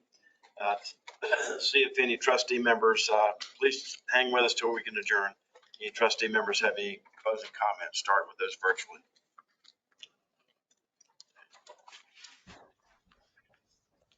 How about in person? Welcome. I want to applaud you for your efforts to get this, the state employees contribution. I think that's probably the most important thing we can do anytime we have. And I appreciate the work you all have done. There's nothing more important in the future, I don't think. So I think that will be a wonderful thing if you can get it done. Anything I can do to help that, I'd be good to do. Other than that, great meeting. Thanks. Thank you. Great. I just thank everybody for their efforts and wish everybody and their families a happy and healthy holiday. Simply thank you for the warm reception. Looking forward to working with you all. Staff? I'd like to make some comments. One of our staff members, Alan Jaquith, has done all the right things to become retirement ready. And so he's going to be retiring as of February the 1st of next year. So this is his last board meeting with us. And I just want to thank Alan for all of his service and dedication to SRP as well as DST over his tenure here. And so, Alan, thank you for everything that you've done for us and what you will do for us over the next 60 days. Congratulations. Thank you. Congrats. Alan, I want to echo what Jeff just said. And as people who are around me all the time hear so often, thank you for advocating for the invincible. Most of our customers don't know that we're meeting or where we're meeting or what we're meeting about. And that's not what's important. What's important is that we're always advocating for them in their absence. So thank you for that. Don't we have to sign off on his retirement? I think we may have accidentally. Accidentally. I took care of it. You took care of it? I did. Okay. So anyway, we wish you the best. And I've retired twice in my life, so it is another job to retire. Don't let what that word sounds like fool you. There's a transition, and there's a lot of things to grieve over in our society these days. But there is a grief process when you leave a family like this that you've been so connected with. So don't underestimate that. I mean, you may be burning rubber when you leave. Last day. Want to say anything else? No, just thank you for the kind words. I've enjoyed my time here. Not that I'm excited to move on, but I've run out of excuses. My wife's been demanding it, so it's like, You may have buyer's remorse. You may. We'll see. I forget which I was having lunch with. I think it was Bob Jordan. We were with Vice President Rondell for an old house or something, and I think it was Bob Jordan's wife. I was sitting beside Vice President Bob Jordan and his wife, and he had just retired, I guess, from the Senate, and she recited the vows, for better or for worse, to death do us part, but not every day home for lunch. So anyway, it is a transition, so we applaud that, and thank you for your service.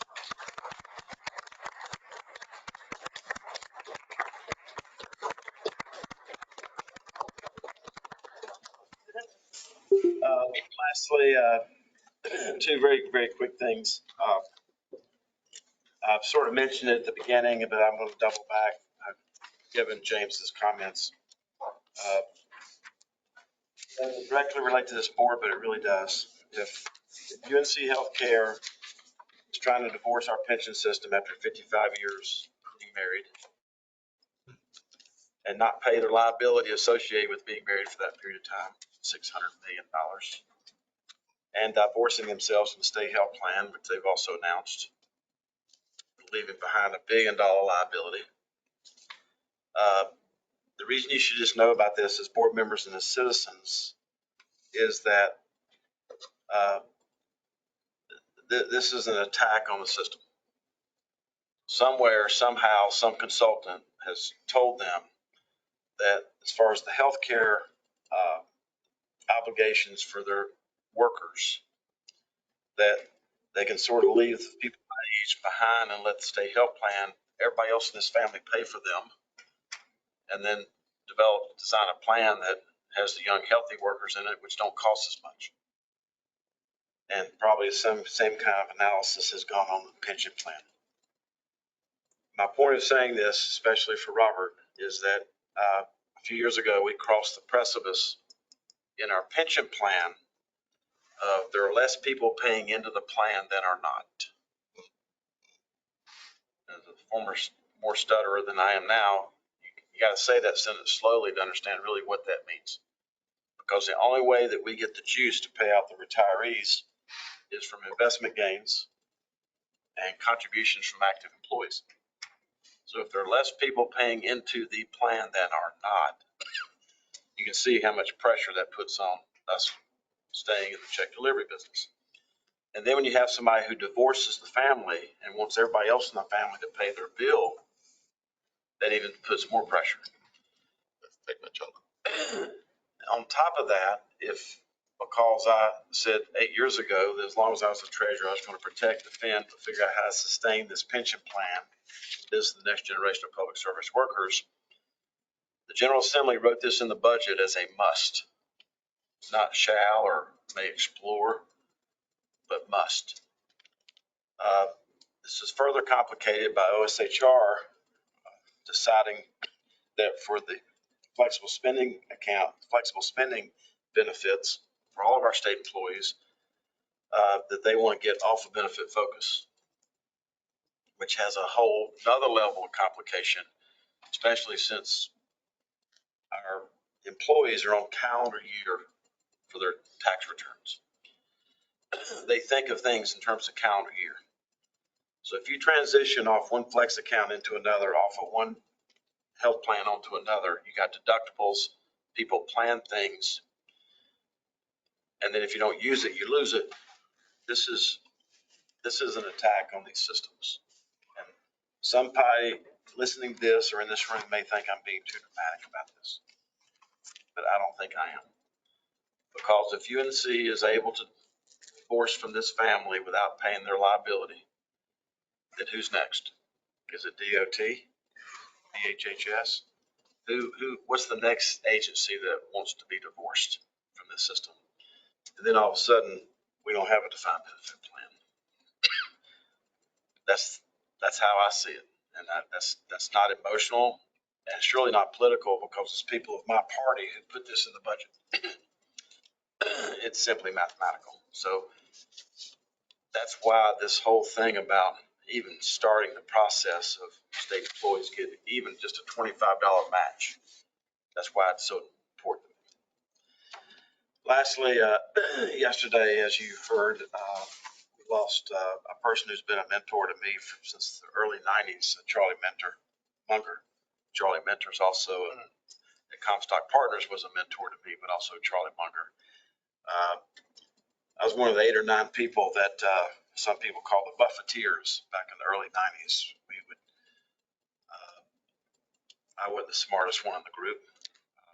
People like Bruce Berkowitz and Doug Schaller and some of these people you read about in Barron and so on, or Bear Home Capital and others. But I had a great, when I saw Charlie, I had a great relationship with him. He died at the age of 99. I'm saying all this to you because it doesn't matter how handsome you are, pretty you are, wealthy you are, smart you are, you're standing on the shoulders of somebody else.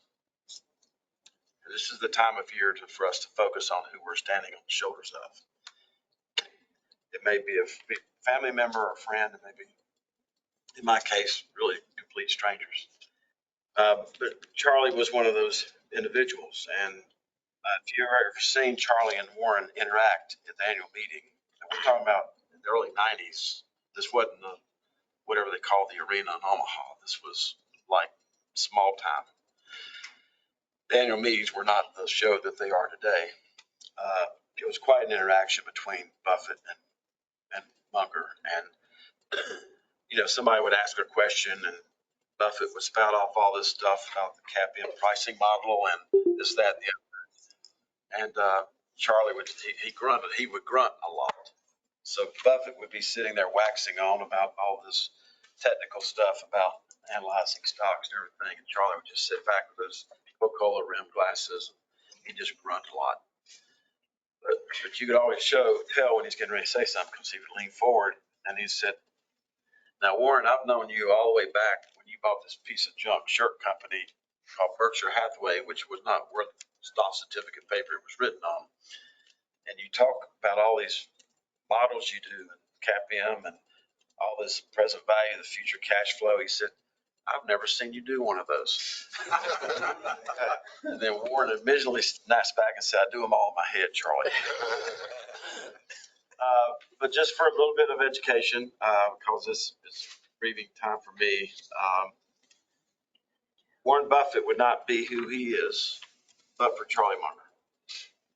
And because up to that point, Warren Buffett was buying cigar butts. Cigar butts are something you find on the side of the road, and they're about that long, and you light them. They get one toke off of it, and it gets real hot real fast. Because that's what Berkshire Hathaway was. It was a bankrupt corpus when Buffett had a hedge fund, and leading into 1972, he liquidated his hedge fund because he said there were no opportunities. If you know anything about the depression of 73 to 77, on into 84, I mean, people talk about the great financial crisis. You need to look at the history of what happened between 1973 and 1985. Well, he met Charlie Munger, and Charlie Munger was the disciple of my client, Phil Fisher. Not Ken Fisher, it's Ken's dad, who was probably the best investor, he and the people at Katy National, the best investor of the 20th century. So Phil was my client, not the client of my firm, Alex Brown, he was my client. And Phil Fisher had a hedge fund for 72 years. And his performance fee was, he does not get his performance fee until he dies or you die. And if you think about the tax structure going back to the 60s and 70s and 80s when marginal tax rates were 75% on income, because these were just transfers of his interest based on his performance from you to him, there was never any tax paid on. It was just built up. So, but I'll leave you with this about Charlie. So we would trade notes back and forth a while, and I just always ask him two questions. What is he reading? What does he read? And a skill that some of us are better at than others. But the second question I always asked him is, what's the most interesting letter he got that year? And this is the one I'm going to share with you. A 21-year-old writes him a letter and said, "Mr. Munger, I've just graduated with an undergraduate degree, and my parents say they've given me $50,000. And I can go buy a Corvette with it. I can go to Las Vegas with it. I can buy a home with it. I can invest in a business. I can get married. I can do anything I want with it. $50,000. But this check was in the letter. But I've decided to send it to you in hopes that you will hire me for 2 years at no charge." Now I don't know who that young man was. Could have been a young woman, but that's a person who's thinking about who they are going to stand on the shoulders of. somebody that they would take $50,000 and give it to Charlie Munger just to be the right-hand person of Charlie Munger, who was one of the most successful investors of our lifetime. So I'll adjourn our meeting today in honor of him and all that he did, and the value that stock and his involvement in that has brought to even nonprofits and institutions is pretty remarkable. We had a person in North Carolina who anonymously donated in the last 12 months $250 million to one of our small colleges. I think if you were to put the dots together, you could track that $250 million donation back to Berkshire Hathaway and Charlie Munger. So it's not just the benefit of pension funds like ours, but for all kinds of entities. So thank you for letting me share that with you. Even when they owned NetJets, he and I would be on a Southwest Airlines plane together. He was and Buffett still lives in the same house he's lived in for the last 67 years. So these are just average people who have above average talents. So in his honor, I'll entertain a motion to adjourn. So moved. Second. Thank you very much. And wish everybody a Merry Christmas. Any discussion? Treasurer Falwell, Aye. Lorraine Johnson, Aye. James Lumsden, Steve Beam, Aye. and Robert Hillman. Aye. Okay. We're adjourned. Welcome, Robert. If I start on time, we ended